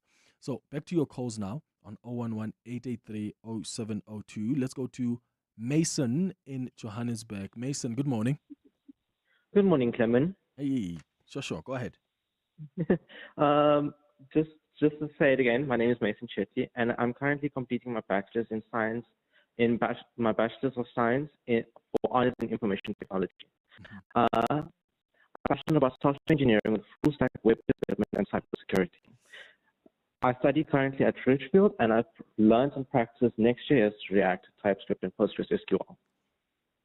Okay, so just to repeat, Mason, because the line was breaking there a bit, you've got a degree in information technology, and you're looking for Yes. opportunities in software engineering and cybersecurity. Yes. Okay, and do you have any experience? I have a little bit of experience through work integrated learning Mm-hmm. at Wisdom Trading, and have built a couple web applications and web projects. Okay, and what's your email address? MAI MAI SON SON CHE THE CHE THE. So Mason TTY Mason Oh, Chetty. Chetty. Oh, C Yeah. CHE. Yeah. And okay, Chetty. Okay, just to repeat it. Or at gmail.com. Okay, please repeat that for me. MASON and then CHE TTY TTY 4 at gmail.com. 4@gmail.com. All right, I got it. Thank you so much. Okay. Mason in Johannesburg, who's got a degree in information technology, looking for opportunities in software engineering and in cybersecurity. The email address, masonchetty4@gmail.com. MAISONCHETTY4@gmail.com. I've got an email here from one of the employers just alerting us about the opportunities they have. And the email says, "Dear team, please find below our vacancy for announcement on your platform. Tuft is looking for passionate, young, and vibrant artists to join their growing creative team. The requirements are you must be under the ages of 35. You must be passionate about art, creativity, and design. You must be eager to learn and develop new skills, reliable, hardworking, and detail-oriented, able to work well in a team environment. Previous experience in art, in design, or tufting is advantageous but not required, as training will be provided. So if you are creative, you're hands-on, and you're looking to build a career in a unique and exciting industry, I would love to hear from you. Please send your CV and, if available, a portfolio of your work to info@tuftidstudio.co.za. Let me spell that for you. So it's info@tuftidstudio. So it's tuftidstudio.co.za. tuftidstudio.co.za. Or you can send a WhatsApp on 075 059 7621, and they thank you for considering this vacancy. Tufted, that's the company that has got these opportunities available. So if you didn't get that email address, just get in touch with us. The producers will send it to you. But that WhatsApp number again is 075 059 7621. All right, it's going up to 10:30 now. After the latest in Eyewitness News headlines, we'll come back to more of your calls and WhatsApps. Kaunda, Babalwe, I'll start with your calls after the latest in Eyewitness News headlines. And please, if you are unable to call and you've got opportunities available, send us an email, as you've seen from Tufted, you've seen from Key Health Medical Scheme as well. They've sent emails on cm@702.co.za. It's going up to 10:30. Swisso, good morning.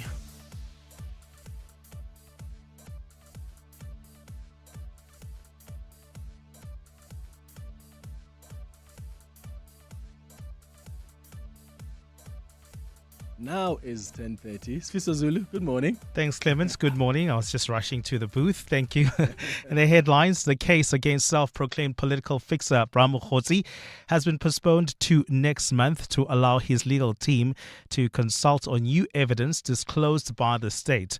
Ramaphosa appeared in the Johannesburg Magistrates Court this morning, where a trial date for his criminal case was expected to be announced. But his legal team says it needs time to study footage that has been handed over by prosecutors. The Madlang Commission of Inquiry will take place completely in camera today following an application from a new witness A businessman appearing as witness M says presenting his evidence in public could put his life in danger. He's set to testify about his involvement in one of the botched drug busts that the Commission has been investigating.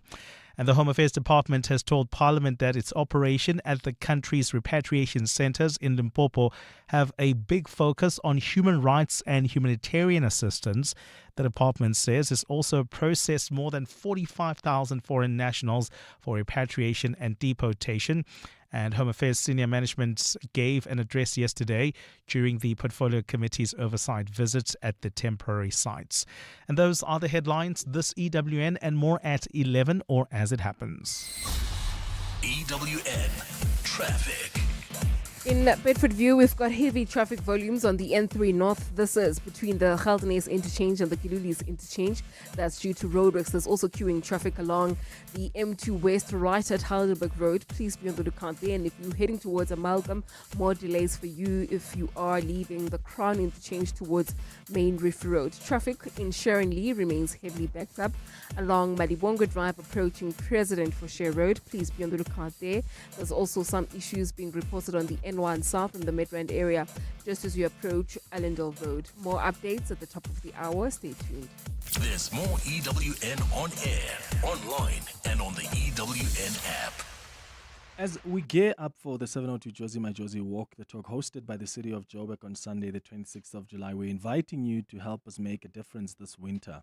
702 Weekend Breakfast with Gugs Mhlungu, together with MES Homeless Shelter, is running a clothing drive and would love you to be part of it. If you have pre-loved clothing, warm jackets, jerseys, blankets, toiletries, or any non-perishable food items, please donate them. Drop your items off at our 702 studios at 15 Fredman Drive in Sandton. Together, we can bring warmth and dignity to those who need it most. Every single item makes a difference. MES is a registered not-for-profit company that has been changing the hearts of the inner cities of Johannesburg, Cape Town, Gqeberha, and Kempton Park since 1986. I'm really interested in studying sound engineering, but how can I make a career out of it? At Academy of Sound Engineering, you can study audio and production while getting hands-on experience on things like recording, live events, and post-production. So you're saying I can be creative and learn the technical stuff too? Definitely. We'll help you build the skills and confidence to help you get started. Where can I find out more? Come through to our open day and find out what entertainment education is all about. Visit our website at asc.co.za and book your spot for our open day today. Whether it is a CCMA referral, problems with a mechanic, unfair blacklisting, or an uncontested divorce, Clientele Legal offers professional legal services to all South Africans. Our plans are affordable, and you receive up to 745,000 rand worth of legal services per year. We cover civil, criminal, and labor-related matters. Our nationwide legal teams are standing by to support you 24 hours a day. Plus, all plans include a 5,000 rand bail benefit. Join today. SMS LEGAL to 48721. That's legal to 48721. Clientele General is an authorized FSP and licensed non-life insurer. T's and C's online. Standard rates apply. Score big with the Checkers XXL Savings Championship with over 150 million rand in weekly extra savings. Get Future Life Bran Flake cereal 900 grams for $79.99. Pampers Jumbo Pack or Premium Care Value Pack disposable nappies or pants for $239.99. And Pantene shampoo and conditioner, any two for $139.99. Valid until 12 July, only at Checkers. 702. The Clement Manyathela Show. Let's walk the talk. 25 minutes before 11 o'clock, we are doing our unemployment hour feature this hour. This is something we do once every quarter, and we want to give opportunities to unemployed graduates to market themselves and hopefully on the other side find an employer or a company that's looking for someone with their skills, with their qualifications. We use this opportunity to open the door for employers as well who have got skills they're looking for, who've got opportunities in their companies. And what we're trying to do is to just take a chance and contribute in our smallest way in this really uncontrollable crisis of unemployment. And we have heard wonderful stories since we started doing this feature, and that's thanks to you for opening your hearts and being open to also give opportunities to some of these unemployed graduates who call in. In fact, recently we got a call from a young employee now, no longer unemployed graduates, who called us and said, we were doing Gratitude Friday, and she called in and said, I'm grateful because I now have a job, and that was through the unemployment hour that we have done. So sometimes we bring you calls and stories of people that we have helped assist get a job through this feature. So again, that's thanks to you, because we're just providing a platform, right, for the unemployed graduates to market themselves from, but for businesses as well to come up and say, these are the skills we're looking for. So we're going back to your calls now on 011-883-0702. Let's start with Kaunda, who is calling from the north of Johannesburg. Kaunda, good morning. Good morning. It's actually Mutale. Is it Called on my Mutale? behalf. But Oh, okay. Mutale. Mutale will change that name now. Yeah, go ahead, Mutale. So I am a young hospitality graduate from the capital. Oh, we've just lost Mutale there. Can we try get Mutale back on the line? In the meantime, let's go to Babalwe, who is calling us from Johannesburg. Babalwe, hi. Good morning. How are you? I'm all right, man. How are you doing? I'm good. Sure. My name is Babalo Mbola. I have a degree in Tech Extraction Metallurgy. So I've also have 2 months experience in pilot plant operation. So what I'm looking for is a graduate program or a metallurgist in training in the field. Okay, just repeat your qualification. You said you're qualified in what? It's Tech Extraction Metallurgy. Okay, extraction. Okay, and you're looking for any extraction jobs? Any extraction job in the mining industry. In the mining industry. All right, Babalwe, and what's your email address? It's Mbola Babalwe. So it's my last name and my first name at gmail.com. Okay, so Mbola Babalwe, MBOLA BABALWE. Yes, at gmail.com. At gmail.com. All right, Yes. Babalwe, thank you so much for calling and all the best. Let's go to Naledi now, who's calling from Witbank. Naledi, hi. Hi, how are you? I'm all right, Naledi. How are you doing? I'm doing great. What qualifications do you have? Go ahead. So I am Naledi Mage, a recent Bachelor of Commerce graduate with majors in economics and BCom law. I am a hardworking, determined young lady who is actively seeking an internship graduate program or just an entry-level opportunity in administration. It could be economics, finance, procurement, compliance, or any commerce-related field. Okay, so just remind me what you majored in. You said economics and? BCom law. And BCom law. And you've got a BCom degree, majored in economics and BCom law, and the opportunities you looking for are any work that is related to your qualification, yeah? Administration or commerce, anything related Finance, to procurement, compliance, or any commerce-related field. Got you. And what's your email address, Naledi? naledisibuti@gmail.com. So it's Naledi, and how do you spell your surname? S-E-B-U. S-E? Yeah? T-S-I. T-S-I, Sibuti at gmail.com. At gmail.com. Gmail.com. All right. Naledi in Witbank, thank you so much. Naledi has a BCom degree, majored in economics and BCom law, looking for opportunities, whether it's in administration, commerce-related opportunities. You can find her at Naledi Sibutsi, NALEDI Naledi Sibutsi at gmail.com. Okay, I've got another employer who has sent us an email on cm@702.co.za. And this person says, Hi Clement, my name is Conrad Zender from Rand Funerals. We're based in the East Rand and we're looking for a junior IT person. They must have 2 years of experience and they must be based in the East Rand. So they're looking for a junior IT professional with 2 years of experience, and that person must be based in the East Rand. So this is Rand Funerals that's looking for someone with these skills and qualifications.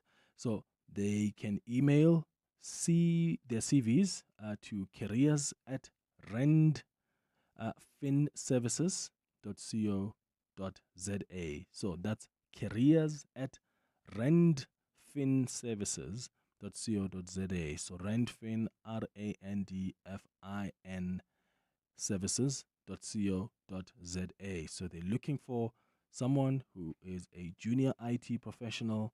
You must have 2 years of experience. You must be based in the East Rand, and you can send your email address, your CVs to careers@randfinservices.co.za. Thank you, Rand Funerals, for sending us those opportunities available in your company.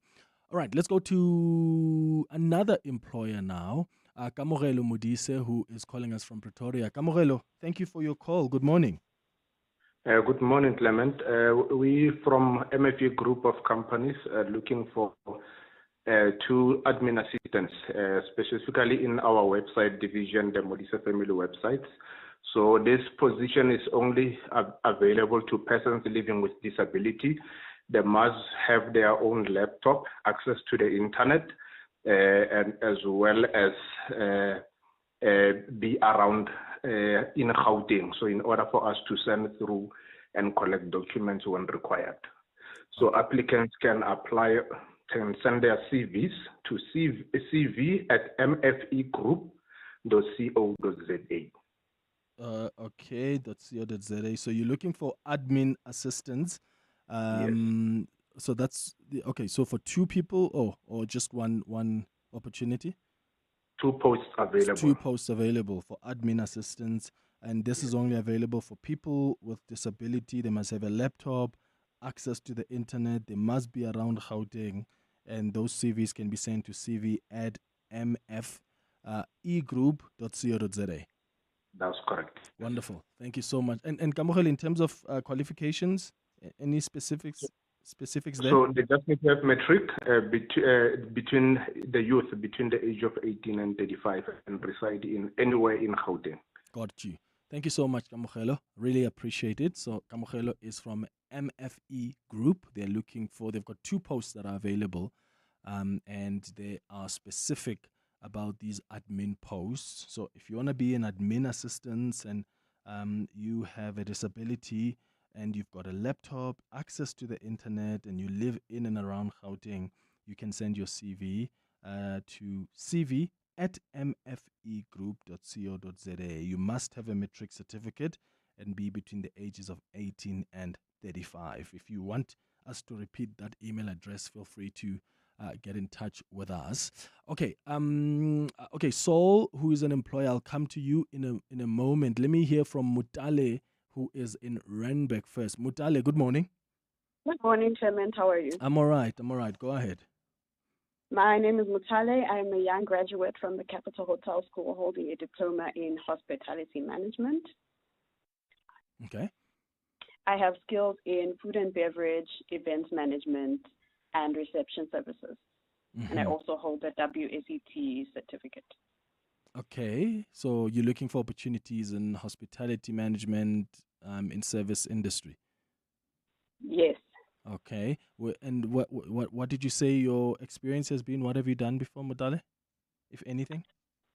Practicals in hospitality within the areas of food and beverage, events management, and reception. Okay, and what's your email address? mutaleselisho@gmail.com.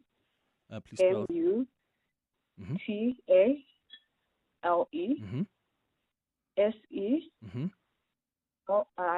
Sorry? SELI. SHO. @gmail. @gmail.com. Yes. Okay, so Mutale Selisho @gmail.com. Thank you, Mutale. That email address, MUTALESELISHO@gmail.com. Looking for opportunities in hospitality management, an entry-level job in hospitality and service industry. If that's available in your company, please get in touch with us. Let's go to Saul Bamberger now, who is an employer. who's calling us now from Johannesburg. Saul, thank you so much for calling, man. Good morning. Good morning. Hi. What opportunities are available in your company? I'm looking for an experienced cabinet maker / carpenter. We assemble and sometimes construct antique style furniture, and we're looking for somebody with experience in a broad range of skills, not just a single skill. So we need somebody who has an ability to work with clamps and drills and saws and general cabinet making skills.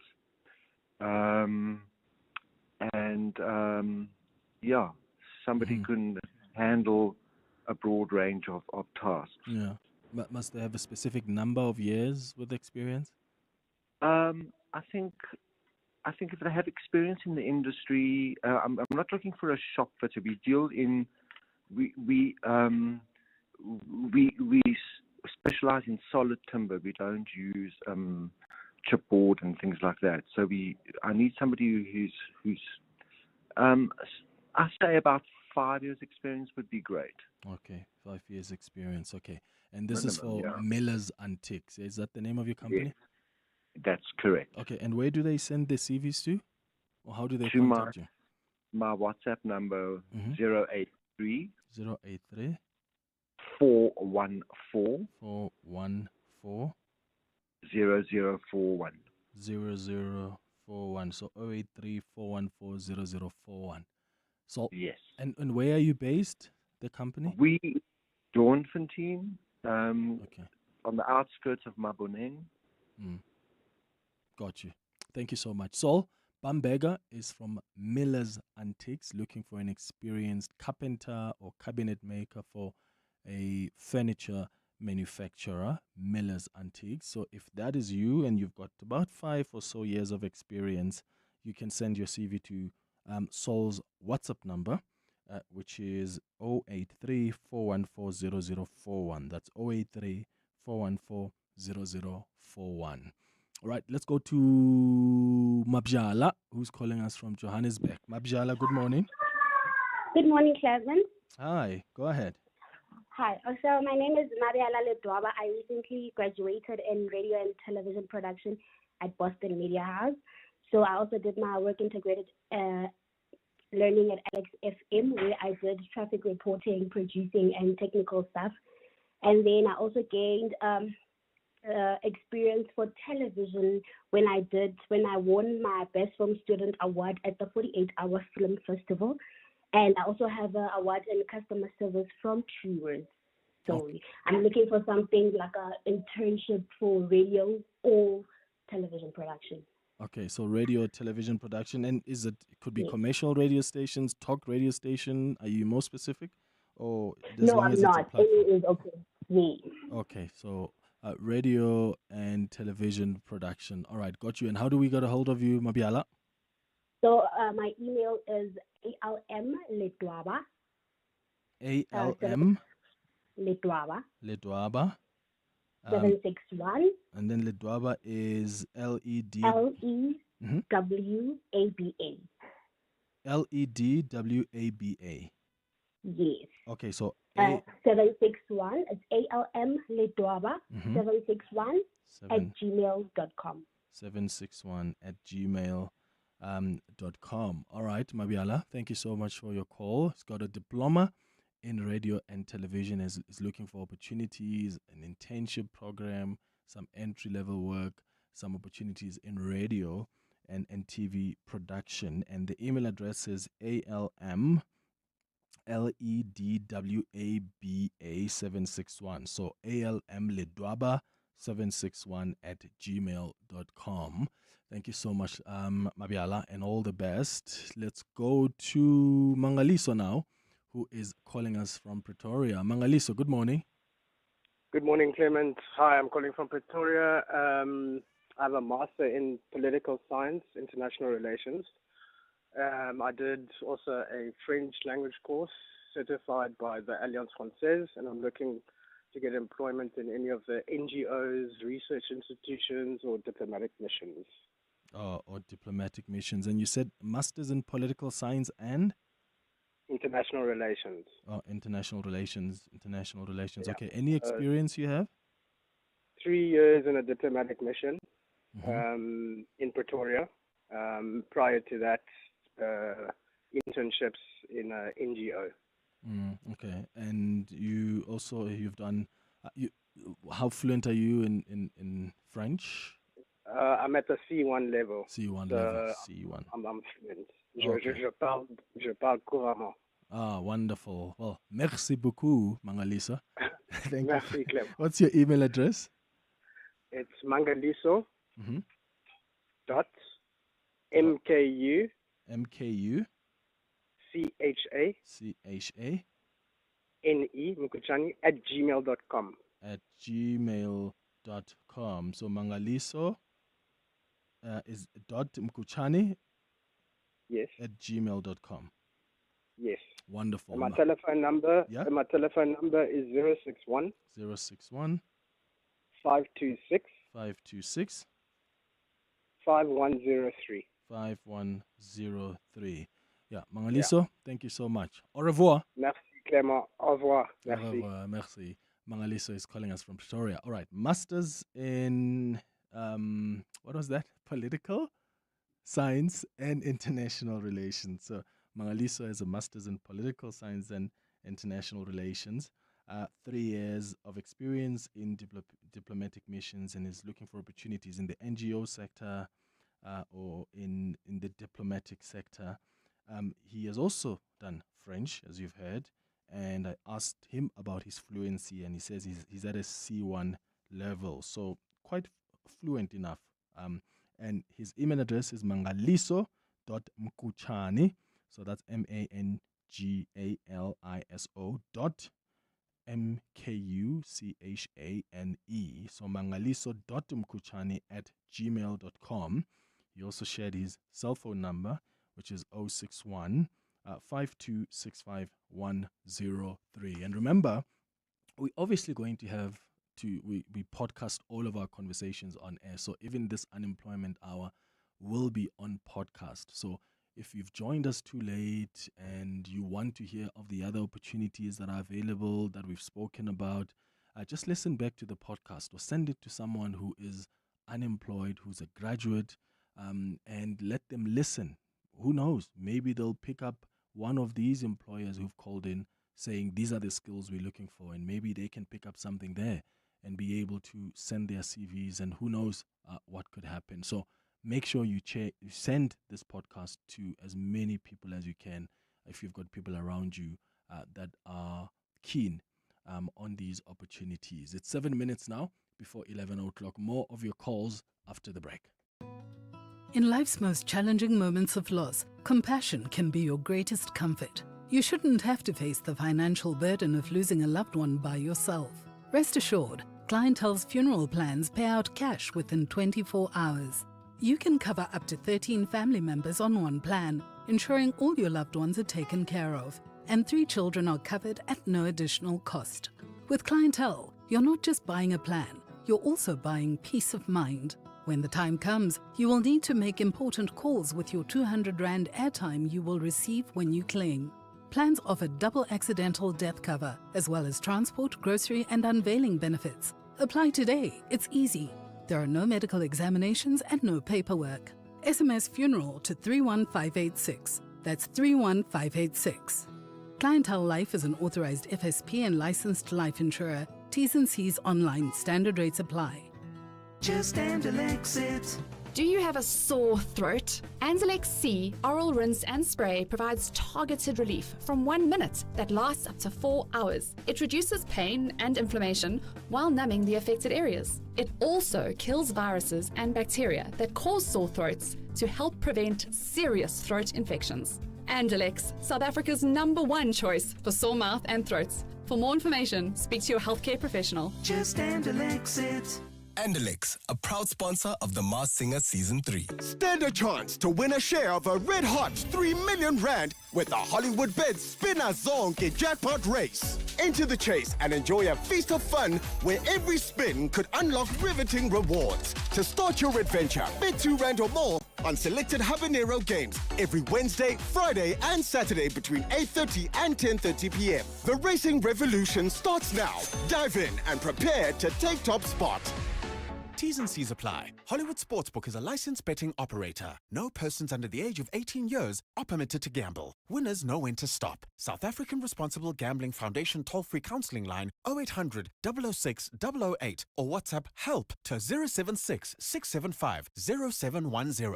Your voice. Your questions.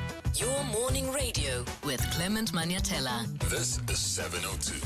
It's going up to, 4 minutes now before 11 o'clock. We've been doing the Unemployment Hour, which is our quarterly feature where we give unemployed graduates an opportunity to market themselves and tell us what opportunities they're looking for.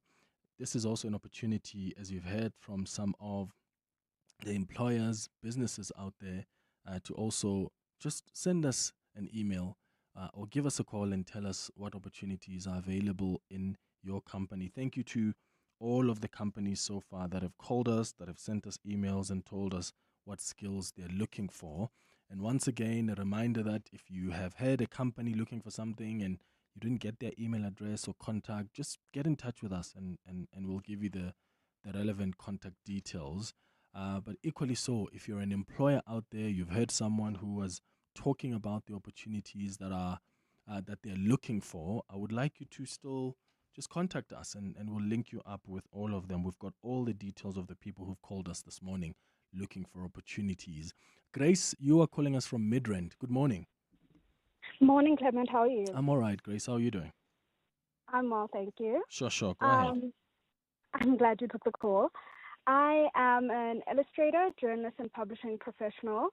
I mainly work across editorial practice, so that's typesetting, layout, editing, multilingual publishing, and digital content development. I have my Bachelor's of Arts degree in journalism, where I majored in public relations. That's from EduVos. And I just finished my honors degree. It's a joint honors in publishing and translation studies from Wits University. In terms of my experience, I worked as a public relations intern at Ocean Rises, which is a small nonprofit. After that, I worked as an executive functioning skills coach at CoachBit. Then I was a gymnastics coach at TL Fusion Gymnastics. I also have administrative experience as I was a personal assistant and receptionist for a pediatrician in Sunninghill Hospital. And my most recent experience is as a publishing intern at Jacana Media. Oh, got it. Okay. So you said a BA in journalism, honors in publishing and translation, looking for jobs in the publishing sector. Yes. What's your email address? Publishing and communications. All right. My email address is gracechisikule@gmail.com. Please spell that for me. Grace, Grace. Yep, the surname. Chisikule, TSH. Yeah. ISI. ISI. KULE. KULE at gmail.com. gmail.com. Wonderful, Grace. Thank you so much for your call, Grace, and all the best. Grace has a Bachelor of Arts in Journalism, honors in publishing and translation, and is looking for jobs in publishing and communication. The email address is Grace Chisikule. That's Grace TSHISIKULE @gmail.com. All right, before we wrap up, I've got two other employers who've contacted us with some opportunities. One says, "Hi Clement, I'm looking for a code 10 with trailer driver who is looking for a driving job. There must be a South African citizen and they must stay in Roodepoort or Krugersdorp. So if you have a code 10 license, you can be a trailer driver and you're looking for an opportunity. Someone is looking for someone who needs a driving job. You must be a South African citizen, stay in Roodepoort or Krugersdorp area. You can send your CV or your number to 076 66 55 370. 076 66 55 370. If you need us to repeat this, please get in touch with us. And lastly, one person says, "Hi Clement, I hope you're well. I've recently started an out-of-home advertising company based in the West Rand. We specialize in billboard, signature maintenance, new billboard installations and upgrades. I'm currently looking for an administrator who's eager to learn and grow with the company. Ideally, the candidate should be based in the West Rand to make traveling to work more convenient, although this is not a strict requirement. What are the requirements? Basic administrative skills, good communication skills, basic Microsoft Office. Please note, previous experience is not essential. I'm happy to provide training to the right candidate with a positive attitude and willingness to learn." You can send your email to simon@actionmindoutdoor.co.za. There are contact details there also that are attached. Get in touch with us if you want us to repeat these details. It's a minute after 11. This is EWN. Good morning, I'm Sfiso Zulu. The case against self-proclaimed political fixer Brian Mogotsi has been postponed to next month to allow his legal team to consult on new evidence disclosed by the state. Mogotsi appeared in the Johannesburg Magistrates Court this morning, where a trial date for his criminal case was expected to be announced. But his legal team says it needs time to study footage that has been handed over by prosecutors. Mogotsi is facing charges including defeating the ends of justice, perjury, unlawful possession of a gun and ammunition. This is in connection with allegedly orchestrating a hit on himself last year. The state has previously indicated it will rely on eyewitness testimony and video footage, which allegedly showing Mogotsi committing the offence.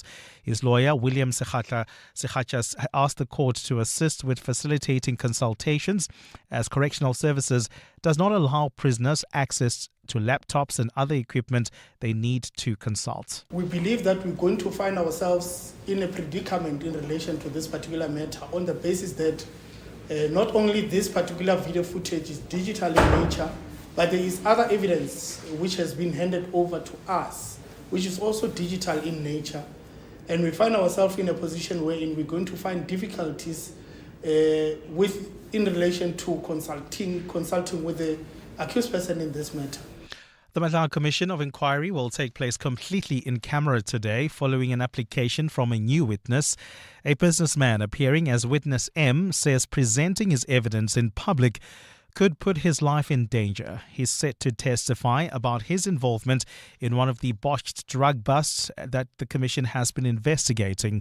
Commission Chairperson Buiseli Madlanga. At this stage, we have no idea by when you will be done, so I can't announce that we will resume in open session on such and such a date at such and such a time. That will be announced by our spokesperson in due course.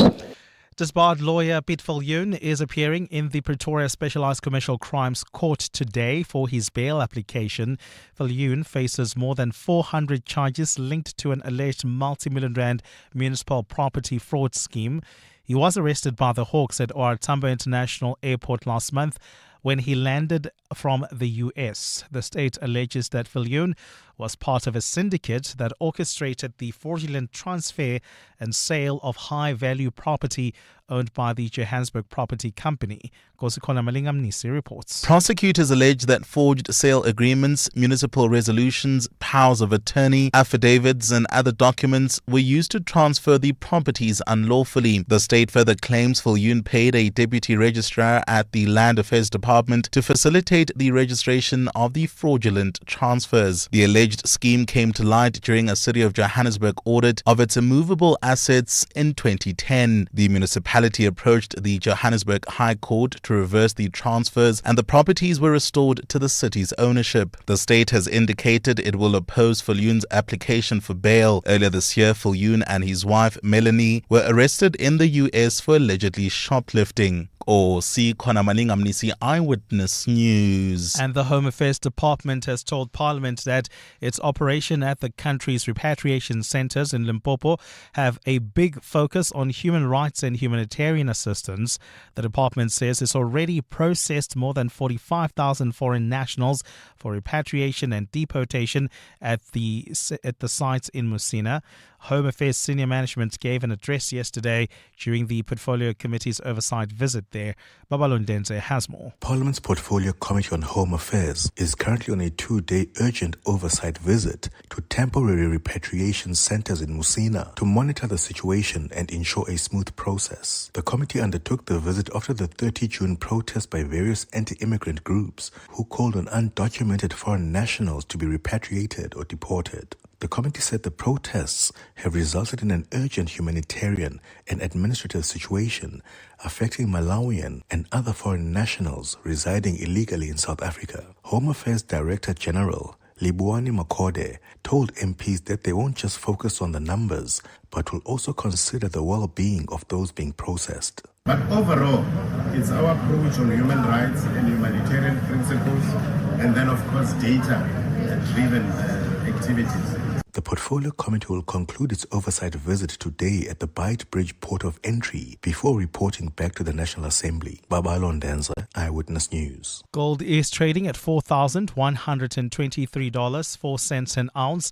The rand is at 16.29 to the dollar, 21.77 to the pound, 18.61 to the euro.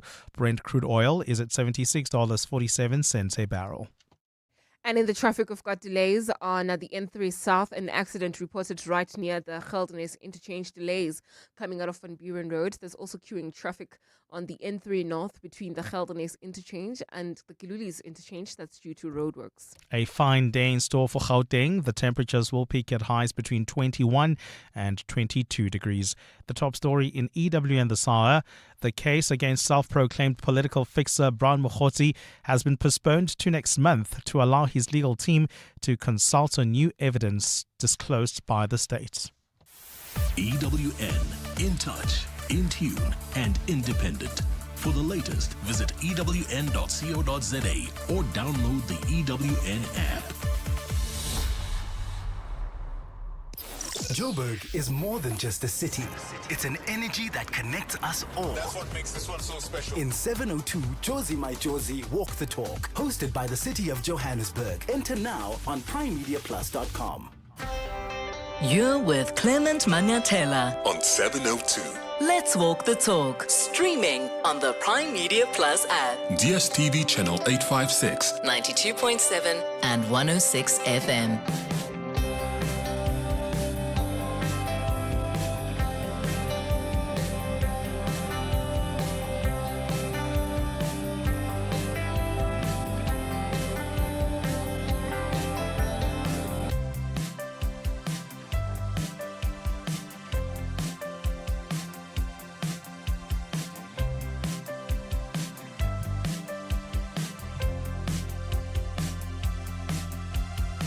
Minutes after 11 o'clock. Dumelang, welcome. This is the third and final hour of the Clement Manyathela Show. Thank you for staying with us here on 702, and thank you for all your calls on our unemployment hour feature. All the best. I know we couldn't get to every single call. In fact, you should see the lines and how crazy it gets.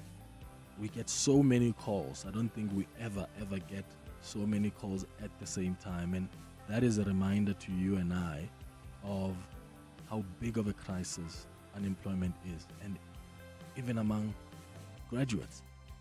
And that's why I think it's so important for us to use the platforms that we have to try and contribute in any way. And I'm really grateful to the employers who have called in, who have told us about the opportunities available.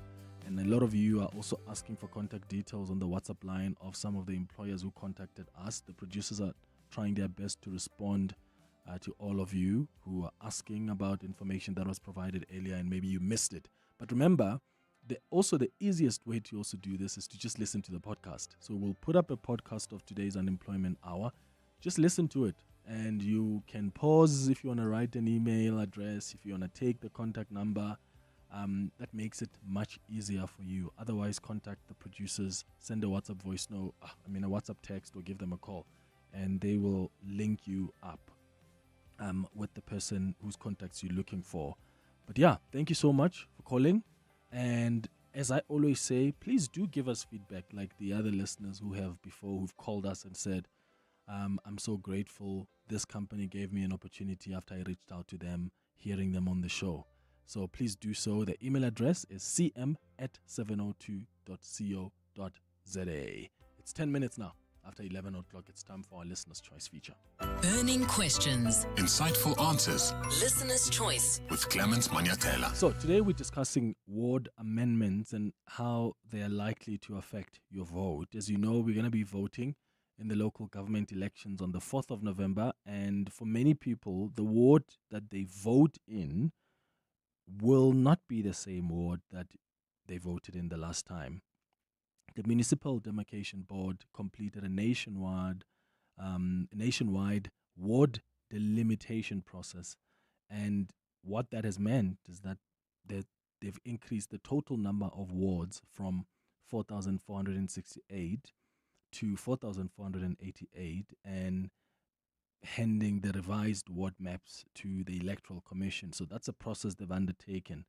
And these changes now are landing directly on you as a voter, because different ward numbers, new ward councillor candidates that you need to choose from, and in some cases, a completely different voting station. That's what you have to attend to. In Nelson Mandela Bay, for instance, there are residents there who reported being moved into new wards without realizing it, with some only discovering the change when they arrived to register. 3,700 or so voting districts have been affected nationally. With the IEC's voter registration weekend in August approaching, we've invited the Municipal Demarcation Board to talk to us about what ward amendments actually mean and how a ward gets redrawn and what every affected voter needs to know before election day. And if your ward or voting station changed, then I would like to know if you've got those experiences, and did you find out in time? Have you checked your registration details as well ahead of the elections, or even the registration weekend that's coming up? And what questions do you have? Give me a call or send a WhatsApp voice note. Aluwani Ramagadza is the Chief Operations Officer at the Municipal Demarcation Board, joining us on the line. Aluwani, thank you so much for your time. Good morning. Good morning, Clement. Thank you very much for the opportunity. So for those who may not know what the Municipal Demarcation Board is and what you guys do, can you just explain it for our listeners? Thank you. Thank you very much. Yes, the Municipal Demarcation Board, as a constitutional body that derives its mandate, obviously, from the Constitution, we delimit wards every 5 years before each and every local government elections. We do so, obviously, in compliance with the legislation, and specifically the Municipal Structures Act. What happens is that because the voters move from one place to the other, from one ward to the other, from one voting district to the other, from one community to the other, suburb to the other, village to the other, the principle is that we need to equalize the number of registered voters in each ward in line with the number of registered voters in each municipality. So every municipality would have its own number of wards, different from one from the other. So what happened is that the process is usually initiated by the IEC when they certify the voters' roll before the national and provincial elections. That will tell us how many people are registered in each municipality. After we've done that, then the minister will publish a formula which the MECs use to determine the number of wards. So ward delimitation is linked pretty much to the registered voters, but also to the number of wards. And number of wards in each municipality is linked to the number of councillors each municipality would have for each election. And even the number of wards of councillors is determined every 5 years. So if a municipality has had an increase in the number of councillors, chances are that even the number of wards will increase. And when that happens, as the MDB, we then have to make sure that we delimit wards for that municipality to make sure that we fit in those new wards. But also in instances where the number of registered voters have changed from one ward to the other, we then have to make sure that we equalize, obviously following the relevant criteria for ward delimitation, which makes sure that we have a reasonably equal number of registered voters in each ward in a municipality. Oh, I see. So that's the criteria that you use to determine whether a ward is split or changed. So yes. So you've increased the number of wards from, is it 4,468 to 4,488 ahead of the elections. What drove that increase, and which provinces were most affected? Yes, you're correct. It's 4,468 to 4,488. The driver mainly is the increase in the number of registered voters from one place to the other. That is what drives the number of wards.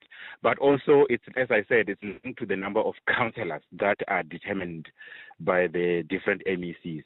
So the provinces that are affected most, it's KZN, which had in the previous election about 901 wards, and now it's going to have 921 wards.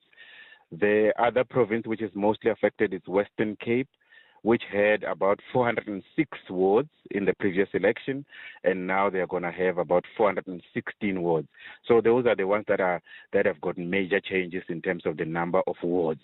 And obviously, as I said, it's linked to the number of councillors that have been determined by the MECs. So when a ward is amended, then how do you get the message to the residents? Do the residents in the ward get notified directly, or is it their responsibility to check for themselves? The ward delimitation process is quite an extensive process that involves a lot of consultations. By the time we concluded late last year, we had commenced with this process in earnest in 2024 with the education and awareness campaign, because we are aware that it's a very technical process that we needed to take the residents with us. So we went around the country meeting different stakeholders, informing them about the forthcoming ward delimitation. After that, we then prepared what we call draft wards. Those are the wards that we then, from April last year up until effectively around October or so, although the main bulk of it, consultations happened up until June. We were doing public consultations. We went around the country meeting all different people in different municipalities. We invited people through media to come and engage with the draft wards and tell us how they would want their wards to look like. A lot of people engaged with us. Some of the people made submissions in writing. So that's how members of the public get to be part of the process. But even before we conclude the process, we took whatever inputs we received from members of the public, and then we published them in a provincial gazette. That is in terms of legislation. And that publication invites anyone who might be aggrieved by a decision of the board or the wards that have been published to submit objections, and which people did. And after objections, then we finalized the wards. So in all these different steps, we have always been in the media, informing people, doing publications, contacting the municipalities to inform their residents, radios, and so on and so forth. Yeah. Okay, but do you get a sense that people understand like those processes around public consultation, the objections process as well, how it actually works? Because I wonder how much influence these community objections really have on the final outcome. And do you normally have a lot of people participate? Yes, no, actually in this round of ward delimitation, we have had a lot of response from members of the public. It's overwhelming response compared to the other periods. But coming back to your first question, I would say honestly, it's like I said, it's a very technical process. Although we have seen a lot of people engaging with us, but understanding is still a challenge. Hence, we extended even the awareness and education campaign. Even during the public consultation themselves, we continued to do awareness and education. But what we've picked up is that there's a lot more people now who understand the process than before. And those are the ones who engaged with us. And we can judge that through the submissions and objections, the type or the quality of the objections and the submissions that we received, which were much more advanced. And that talks to your question about whether these objections are having an impact. Certainly, quite a huge percentage of wards that we had published were subsequently amended on account of objections. So we found that indeed when people engage with the process, it assists us. We took an approach which said that these are not our wards. Therefore, most of what we then confirm should be as a result of the inputs that we received from the ground. But there's still much more that may have to be done in terms of education and awareness, so that we have a much more optimal engagement and quality engagement and participation. Okay. And the reason I was asking that is because the portfolio committee members have raised concerns before about the consultation process, because in some cases it's been insufficient, and I was wondering how, as the body, respond to that. So with around 3,700 voting districts affected by the latest boundary review, what should a voter do now if they discover on election day that they're no longer in their expected ward? Or how do they even avoid getting to the point where they only discover this on election day? What do you advise us to do? The advice that I can give to the members of the public is the message that the Electoral Commission has been issuing out, that it's important that people go and verify or check their status of registration at their voting stations or on the website. They can do that at any given time. But also, people were doing that in the past registration, but also they can still do that in the next one, but also by getting into contact with the Electoral Commission. However, there's a process that the IEC embarks on, which they have already started from beginning of this year. In instances where voting districts are either split into different wards or voting stations have changed, they have had targeted consultations with those particular individuals directly to say your voting district station has changed. May you please get into contact with your local municipal electoral officers so that you can then re-register. So they have done that, and they will continue to do that. So, but essentially, I encourage members of the public, please get into the IEC website or also visit your municipal electoral officers and verify your credentials. But I must say that a lot of people have already done that, but it's important, like you say, to avoid getting to know about it on the day of the elections, that you verify. Even though I can say not many wards or individuals or voters have been affected, but it's always safe to check and make sure. Yes, indeed. So what happens to a ward councillor's term when their ward boundaries change? Like, do voters effectively get a new representative they never elected? How does it work? The words that we have done now legally have not yet taken effect, which means the councillor who's there now is still a councillor until the day of the election.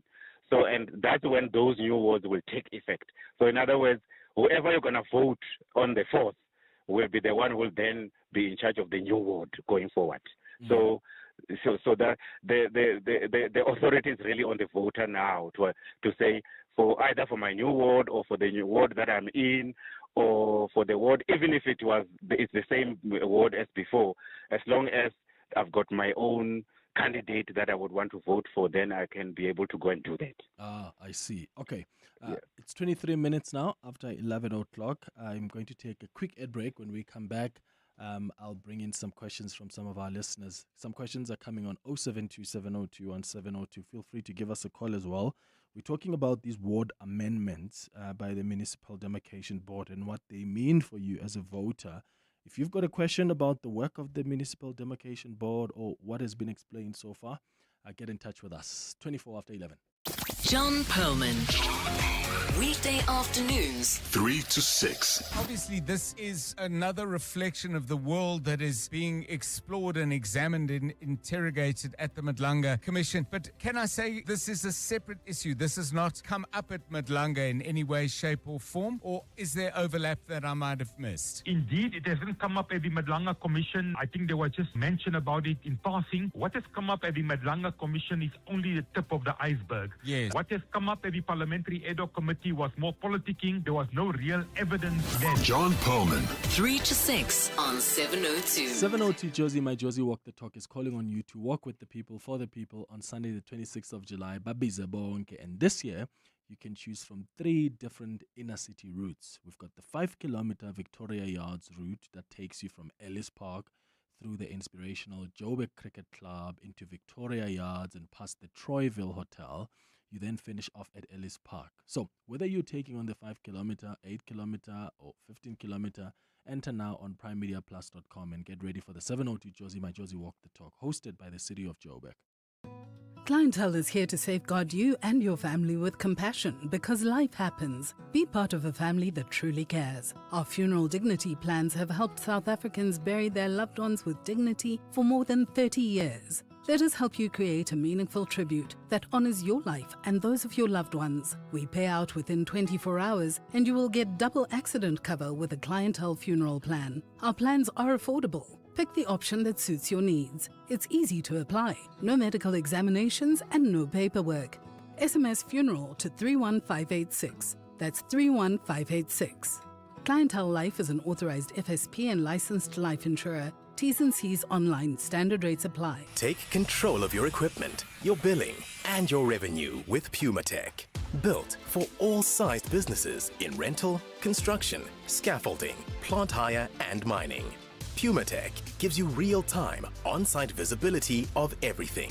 Your equipment, your materials, across sites, yards, and branches. Simplify stock control, reduce losses, and manage your billing. All in one powerful, locally built platform. PumaTech. Know where everything is. Burning questions. Insightful answers. Listener's choice. With Clement Manyathela. 26 minutes after 11 o'clock, we're speaking to Aluwane Ramagadza, who's the Chief Operations Officer at the Municipal Demarcation Board. And we're having this conversation because there are some amendments that have been made to some of our wards. And this may affect some of you and how you even vote come the 4th of November. So, Aluwane, there's a concern that's been raised before by some political parties who sometimes accuse the Municipal Demarcation Board of bias in how boundaries are drawn, particularly in closely contested wards. How does the board defend its independence and methodology against these claims? Thank you for that question. Yes, indeed, we are pretty much aware that we're dealing with a very contentious process ourselves, and that's why we're very careful even when we engage. But what we did this time around was to make sure that we're as transparent as possible in terms of our process. I know that at the beginning, our chairperson went around meeting different political parties, explaining the process, how they should participate, how they should make their submissions and objections, to make sure that everybody is have an understanding of the process, so that they are not surprised at the end. So that's one thing that we have done, but also to make sure that we make available our information out there as much as possible. The number of registered voters, which is usually the area of contention with a lot of people. So that's why we utilize the certified voters role, very critical, so that everybody understands and see how these numbers are working. So that's very important. So we had to expand in terms of transparency and consultations as far as possible. But we also very amenable into explaining ourselves to everyone and anyone who may need any form of clarity in terms of how we got to certain decisions and so on and so on. So that just to try and make sure that we manage that particular contestation. But we are aware that it's a very contested terrain, and the only thing we can do is to be as transparent as possible and make sure that our methodology is understood. Fortunately, the process itself is legislated, so for everybody to see, and the process itself is outlined in legislation as in terms of step by step, in terms of what we need to do. Yeah. Got it. Let's wrap up with this WhatsApp voice note that's come through. Good day, Clement, and to your guest. I think it's very important. The Demarcation Board needs to do more education as to why the boundaries change. First of all, it results in conspiracy theories. They're doing that so that they can get more people of this political party. So that's the one myth you need to debunk. The next myth you need to debunk is the fact that now a couple of streets get adjusted and the people in the street know, but I liked that ward councillor. I don't want to work with the next ward councillor that's in the next area. Now I'm not going to vote. Please, please, please. Political education and why the geographic boundaries change, it needs to be done. Also, the IEC getting the young people to vote or understand the importance of voting. These things are all, they're hopelessly and woelessly inadequate. The fact that we have so many millions of eligible voters not even registered to vote, never mind the poor voter outcome on the day of the actual voting. Yeah, look, look at some of the messages I'm getting. My Claudio on WhatsApp says, "Hi, Clement, it's the first time I hear about their so-called awareness and consultation process. I wonder how and where these were unrolled and how we can participate going forward." Rampule says, "Clement, the public participation that went into the ward demarcation or delimitation process was totally inadequate. That's why so many people have been moved to different wards without even being aware." And Lindy on Twitter says, "I still live in the same ward, but my voting station has moved from the one I voted for over the past 20 years, which is within walking distance, to one that's about 5 kilometers away. I wonder why this situation has arisen in my ward. I'm in Ward 94, Joburg." All right, Lindy. Of course, some of these is not necessarily because of the work of the Demarcation Board and the amendments that have been made, but that's why it's so important. Go check. And I think we'll have conversations with the IEC as we prepare for elections, and we'll get them to come and answer some of the questions you may have. Aluwani Ramagadza, Chief Operations Officer at the Municipal Demarcation Board, thanks for making time for us. It's 11:31. Let's get the latest in Eyewitness News headlines. Mbali, good morning. Thanks, Clement. Good morning. The Health Ombud has cleared KZN public hospitals over the deaths of 4 healthcare workers last year. The office was probing claims that the deaths recorded in the province's health facilities was linked to working conditions, workplace bullying, or even victimization. Health Ombud Professor Clement Manyathela briefed journalists on the findings in Pretoria today, following the deaths which sparked concern about working conditions in the public health sector. Self-proclaimed political fixer Ramaphosa is taking his bail bid to the High Court after being denied release twice by the Johannesburg Regional Court. Mokgotsi was refused bail twice after the court found that the home addresses he provided could not be verified. He was arrested in May in connection with allegedly orchestrating his own alleged hit last year. And Cape Town Mayor Jordan Hill-Lewis says despite billions of rands that have already been pumped into the Metro sewer network, a lot more work still needs to be done. The views follow a report detailing service delivery failures in parts of the city. The Public Protector released the report yesterday following a 4-year-long investigation into complaints from residents of Langatu's N2 Gateway Flats, and Kailicha. Well, those are the headlines this EWN and more at midday or as it happens. EWN Traffic. Traveling on the N3 North, we've got heavy delays between the Geldenes interchange and the Kilulis interchange. There's also slow moving traffic on the N3 South. That's due to an accident near the Geldenes turn-off. Delays from Van Buren Road while heading towards Amalgam, queuing traffic along the M2 West between the Crown interchange and Main Reef Road. If you're heading towards the city of Tshwane, please be on the lookout for an accident reported on the N14 East. It happened right near the R114. It's causing heavy delays coming out of Malibongwe Drive. Please try to avoid this one. Heading towards the city of Tshwane, please try to use the N1 North through Midrand instead. And that's your last traffic update from me, Amo Ramila Karabujali. We'll have your next report from the top of the hour onwards. Stay tuned. There's more EWN on air, online, and on the EWN app. The Sharing Space on the Clement Manyathela Show. 7:02. It's 25 minutes before 12 o'clock. Time for the Sharing Space. And you know what we do on the Sharing Space. We share our stories and we just share our experiences if we've experienced something similar. Sometimes listeners ask you for advice. And if they do, please feel free enough to advise them, share your thoughts. So today we've got a story about what often happens in our gyms, in changing rooms or in the bathrooms. So we're going to play a WhatsApp voice note, and then afterwards, please let me know if this is an experience you're sharing with this listener, or what really you make of the story that they're sharing, because I do think that it's quite common with a number of people. Here we go. Hey Clement, please keep me anonymous. I'm a young man, so I go to gym like almost 5 days a week, right? Usually in the morning before work, that's like my best time to go to gym.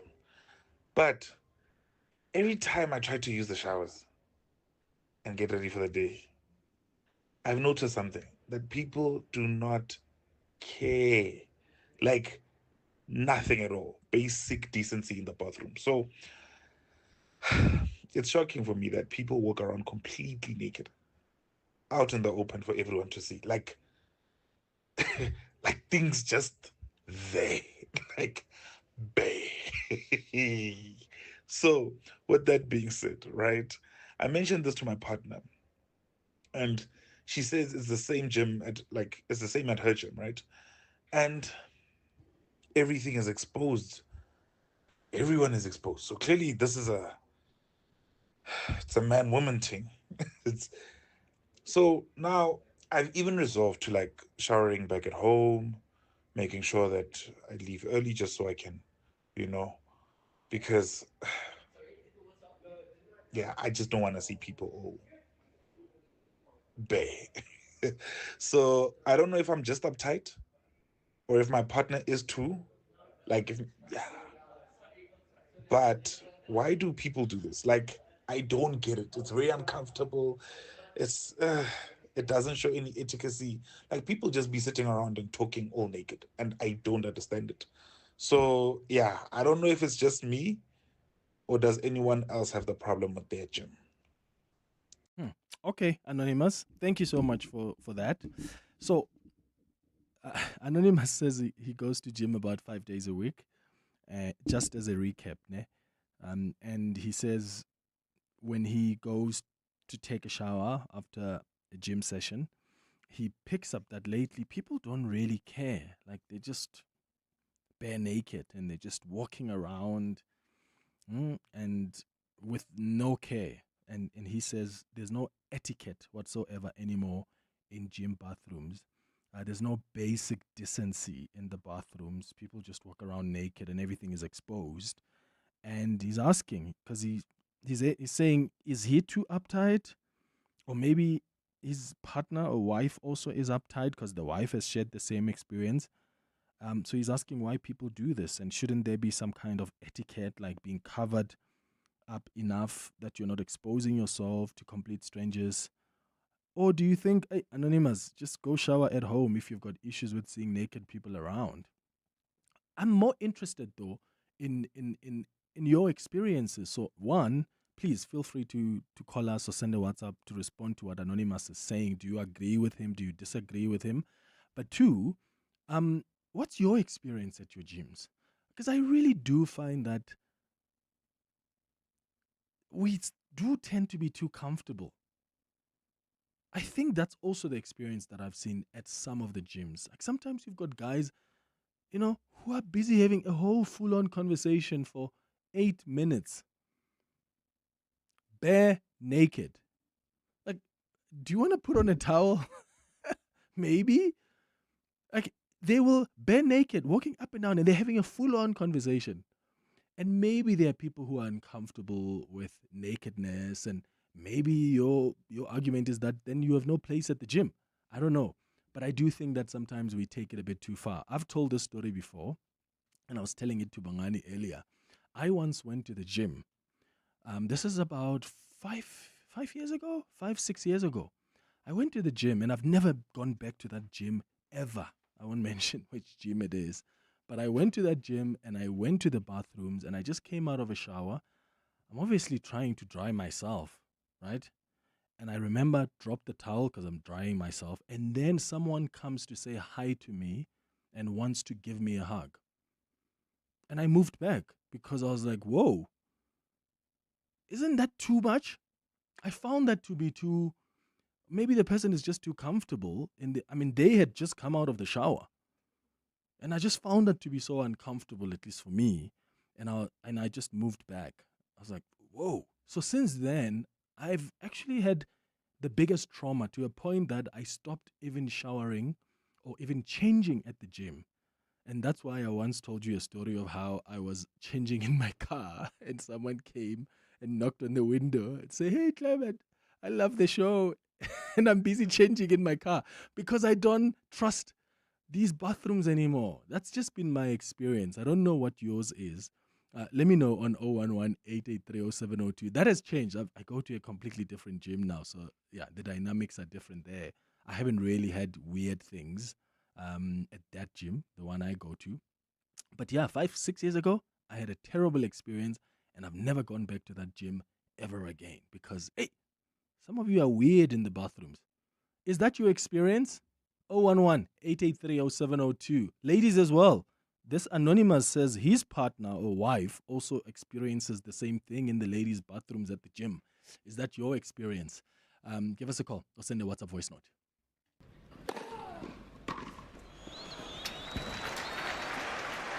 Sure, they aced it. The Championships Wimbledon experience with the Mzansi Advantage is back at Amex Tennistown Monte Casino between 11 and 12 July 2026. Enjoy VIP hospitality, the ultimate big screen experience, a kids fun zone, and so much more. Buy your tickets now on Howler and get 50% off on limited tickets when you use your Amex card. Tennis is better with Amex. American Express Cards is operated under license in South Africa by Nedbank, a licensed financial services and registered credit provider. T's and C's apply. No road, no traffic, just your team, a stationary bike, and 25 minutes to make an impact. The CEO Cycle Challenge 2026 is back, and businesses are invited to enter a team of 4 for a high-energy studio cycling challenge at Woodmead from 31 August to 4 September 2026. Ride in support of education and opportunity for talented South African children, while giving your business the chance to connect with other leaders. Entries are now open. Visit ceochallenge.co.za and enter your team today. CEO Cycle Challenge 2026. You can become a victim of a legal problem,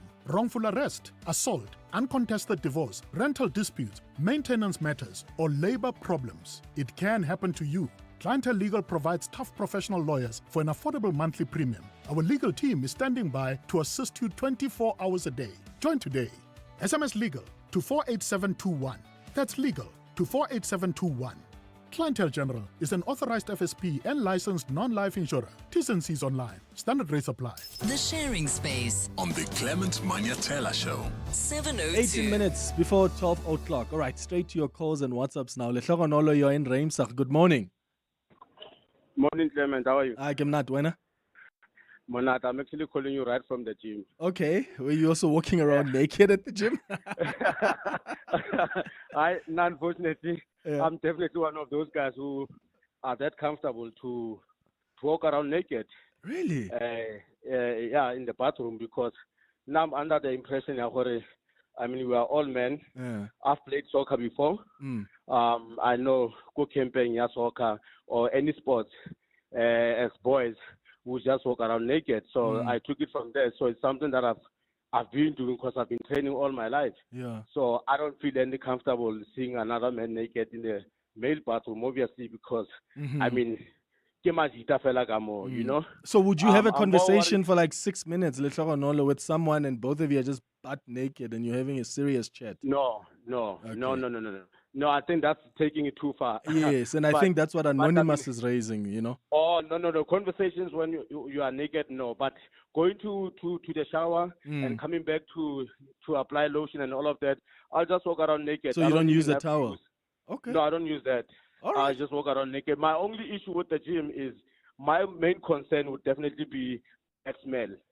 It's in the morning. Really, let's freshen up before we come to the gym because we're working out. Got you. Yeah. Lehlogonolo in Ramsar, thank you. He's just stepped out of the gym and he's one of the comfortable guys who can just walk around comfortably.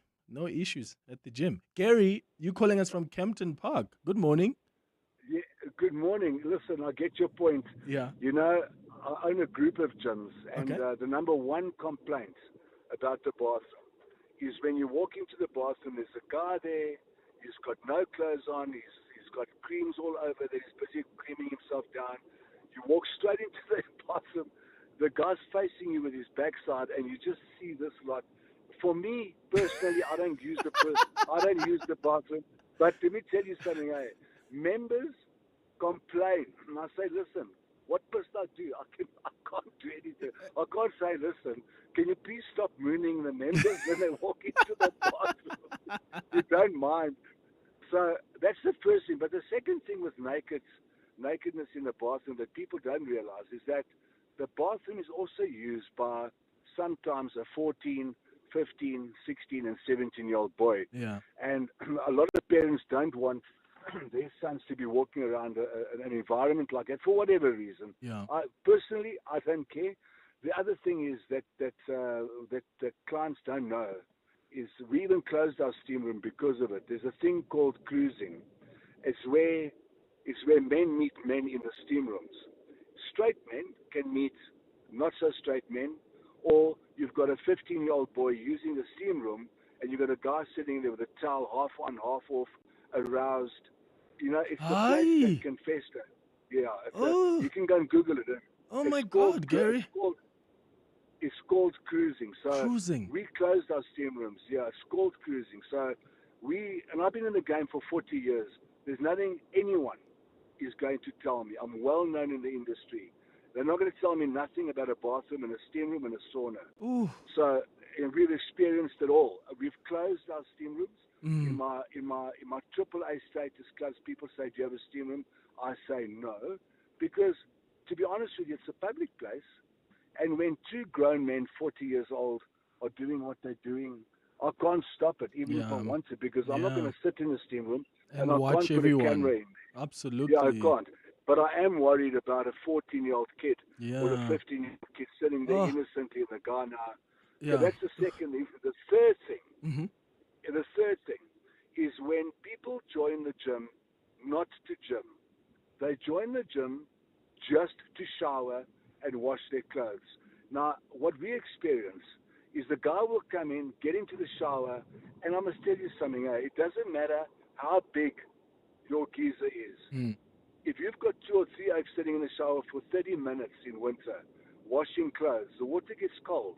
So the 5:30 in the morning guy has a cold shower because the gym facility cannot keep up with the guy standing there for 30 minutes showering, he's washing his clothes for the day. He's not there to train. That's so hectic, Gary. I didn't even know about that. My goodness, thank you for calling us, Gary, as someone who owns a group of gyms, and because you're sharing stuff that, cruising?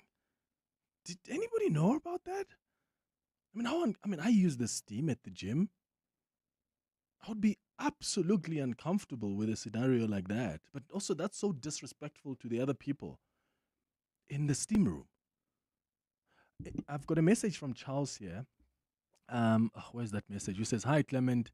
One time I took a shower at the gym, and the shower didn't have doors. I opened my eyes after washing my hair, and the guy in the opposite cubicle was looking at me and masturbating." That is wild. That's actually a violation. I hope, Charles, I'm sorry you experienced that, and I hope it was reported so that the person gets banned from the gym, because that's sick.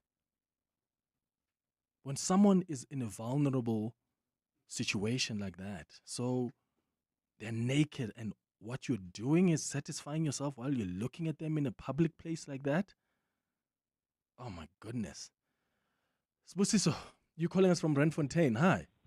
Yes, good day, Clement. How are you? Sure, brother. Go ahead. Yes, first up. No, my experience with the gym, I've observed over the years. So these guys, they like to flaunt around naked there. It's like they want to show you that I've got a bigger machine. You know? These guys, I tell you. Oh, is that why? When I recently started gymming as a young man years back, I realized these guys, they want to flaunt like these ones with big pipes. So I've got a big pipe, and these ones with probably smaller pipes. They feel inferior, but that's the common fact. You could see, man, you can tell how they walk there. You know, they don't want to. They want to, and that big pipe would be langing. So that's one of the things that I've realized. Yeah, it's flaunting. Who are they trying to impress in the gym's bathrooms? Go impress your partner. What are you doing? You think other people are going to be impressed in there? Yeah, interesting. Sbusiso in Randfontein, thank you. That's quite interesting. My goodness, is that what you're picking up in your gyms? WhatsApps on 0727021702. Hi, Clement, and the team. So what? I just want to answer this guy. So my partner has shared about this, that if you are a guy that grew up playing soccer, you most likely are going to be comfortable with other men around, whether they're naked or not, whether you guys are touching or not. Not obviously in a appropriate way, but like just, in a very nonchalant way. You get used to nakedness and it's not awkward. It's not an awkward thing. But I guess guys who didn't grow up in the soccer world of changing quickly, let's say, to get into the pitch, they get very uptight with nakedness. And yes, I have experienced this with my gym where we just walk around naked and it's not a thing. Like, it is what it is, guys. It's not that deep.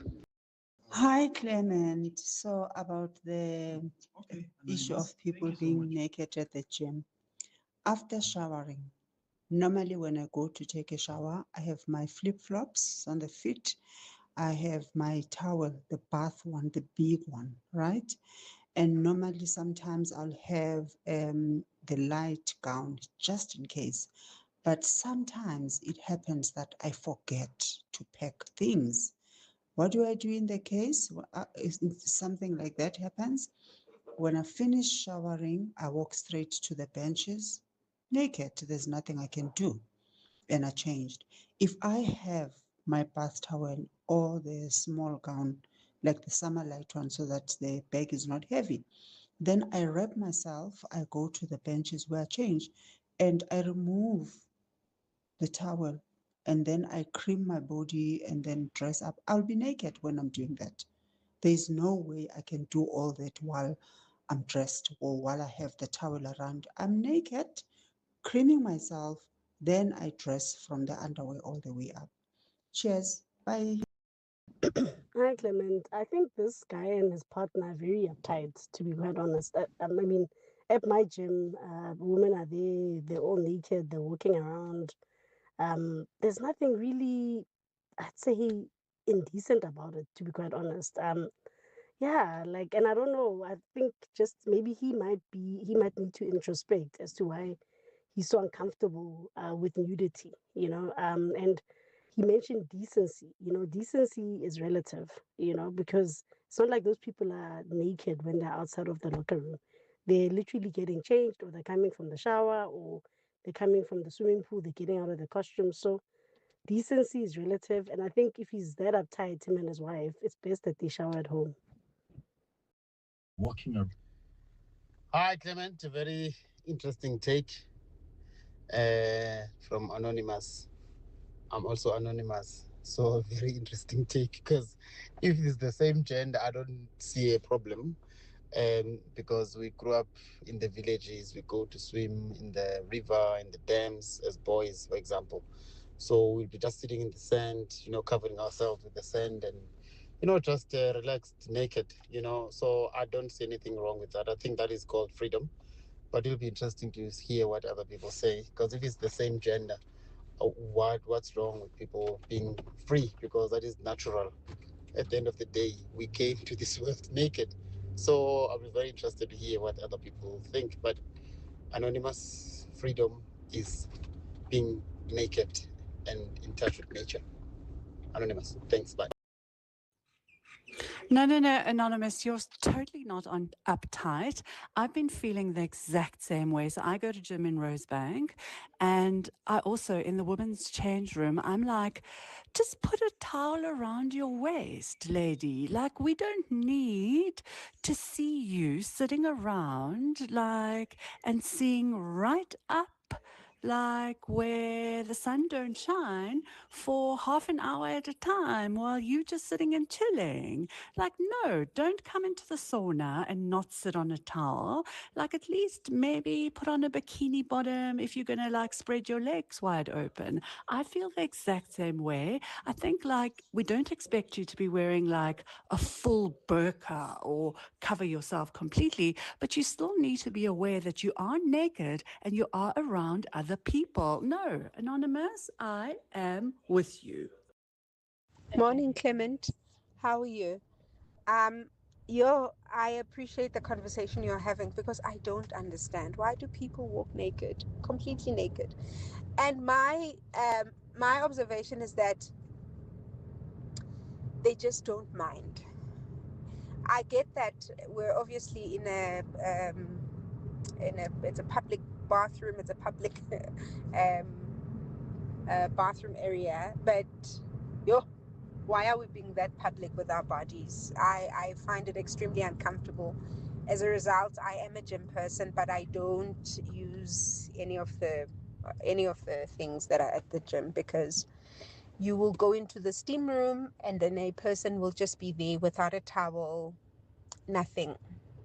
And that is quite uncomfortable, even for whether, it's rooms that are designated for women only or men only. It is an uncomfortable thing. So interesting, because I think opinion is divided on this one, hey? But listen to this thought from someone who's just sent me a message. Says, Clement, this is all about how one is raised. If you're raised in a home where nudity is not taboo, then you're comfortable to be naked. It takes nothing away from you. But if you have been taught that nudity is too taboo and super private, then you'll feel uncomfortable by seeing other people's nudity. It's individual preference, nothing to do with decency. And I think that's it, hey? There's some people who are raised like that. Like they were so comfortable with nakedness, with nudity. So that is translated even when they're in spaces like the gym. Yeah. And some people just find it weird. I guess at some point we must have an agreed understanding of gym etiquette. At this point, I think opinion is divided on that. Anonymous, all the best to you. It's 4 minutes before 12.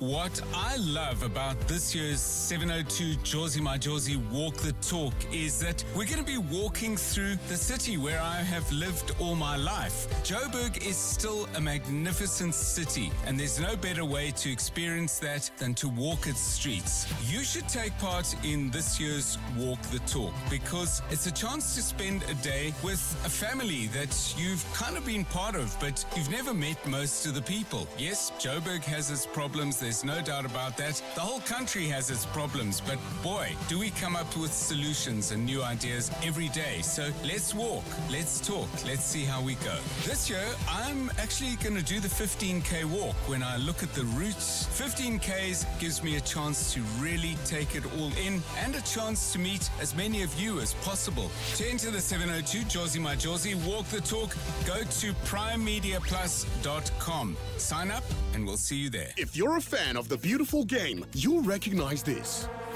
And this. But what about this? It's your chance to score big time. Win your share of up to 2 million rand with Standard Bank. It's game day every day. To enter, open and use any qualifying Standard Bank account, in-app or in branch. Already a Standard Bank customer? Sign up for Standard Bank Connect online to get a bonus entry. Standard Bank is an authorized FSP and registered credit provider. T's and C's apply.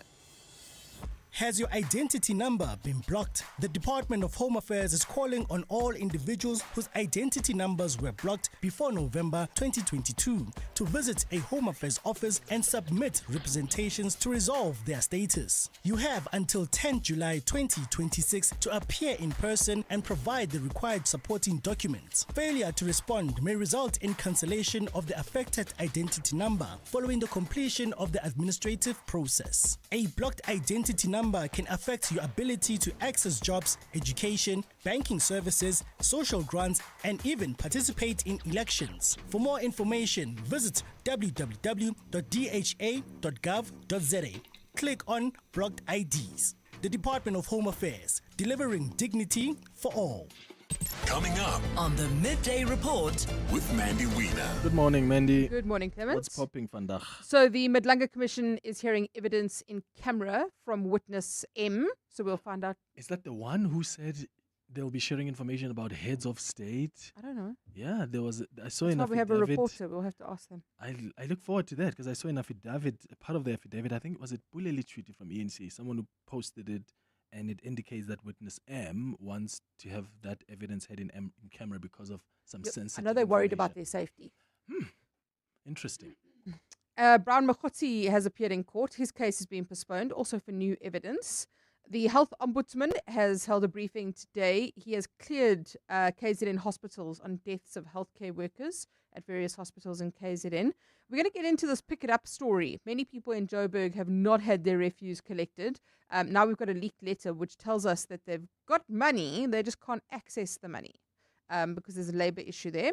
And then the Legal Practice Council wants former public protector Busisiwe Mqobane struck from the role of advocates.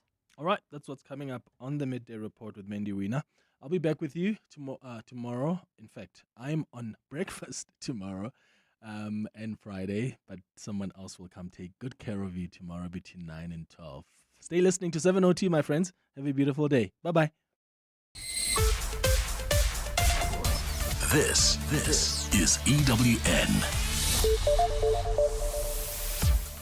Good afternoon. I'm Vali Dlamini. The Health Ombuds has cleared KZN public hospitals over the deaths of 4 healthcare workers last year.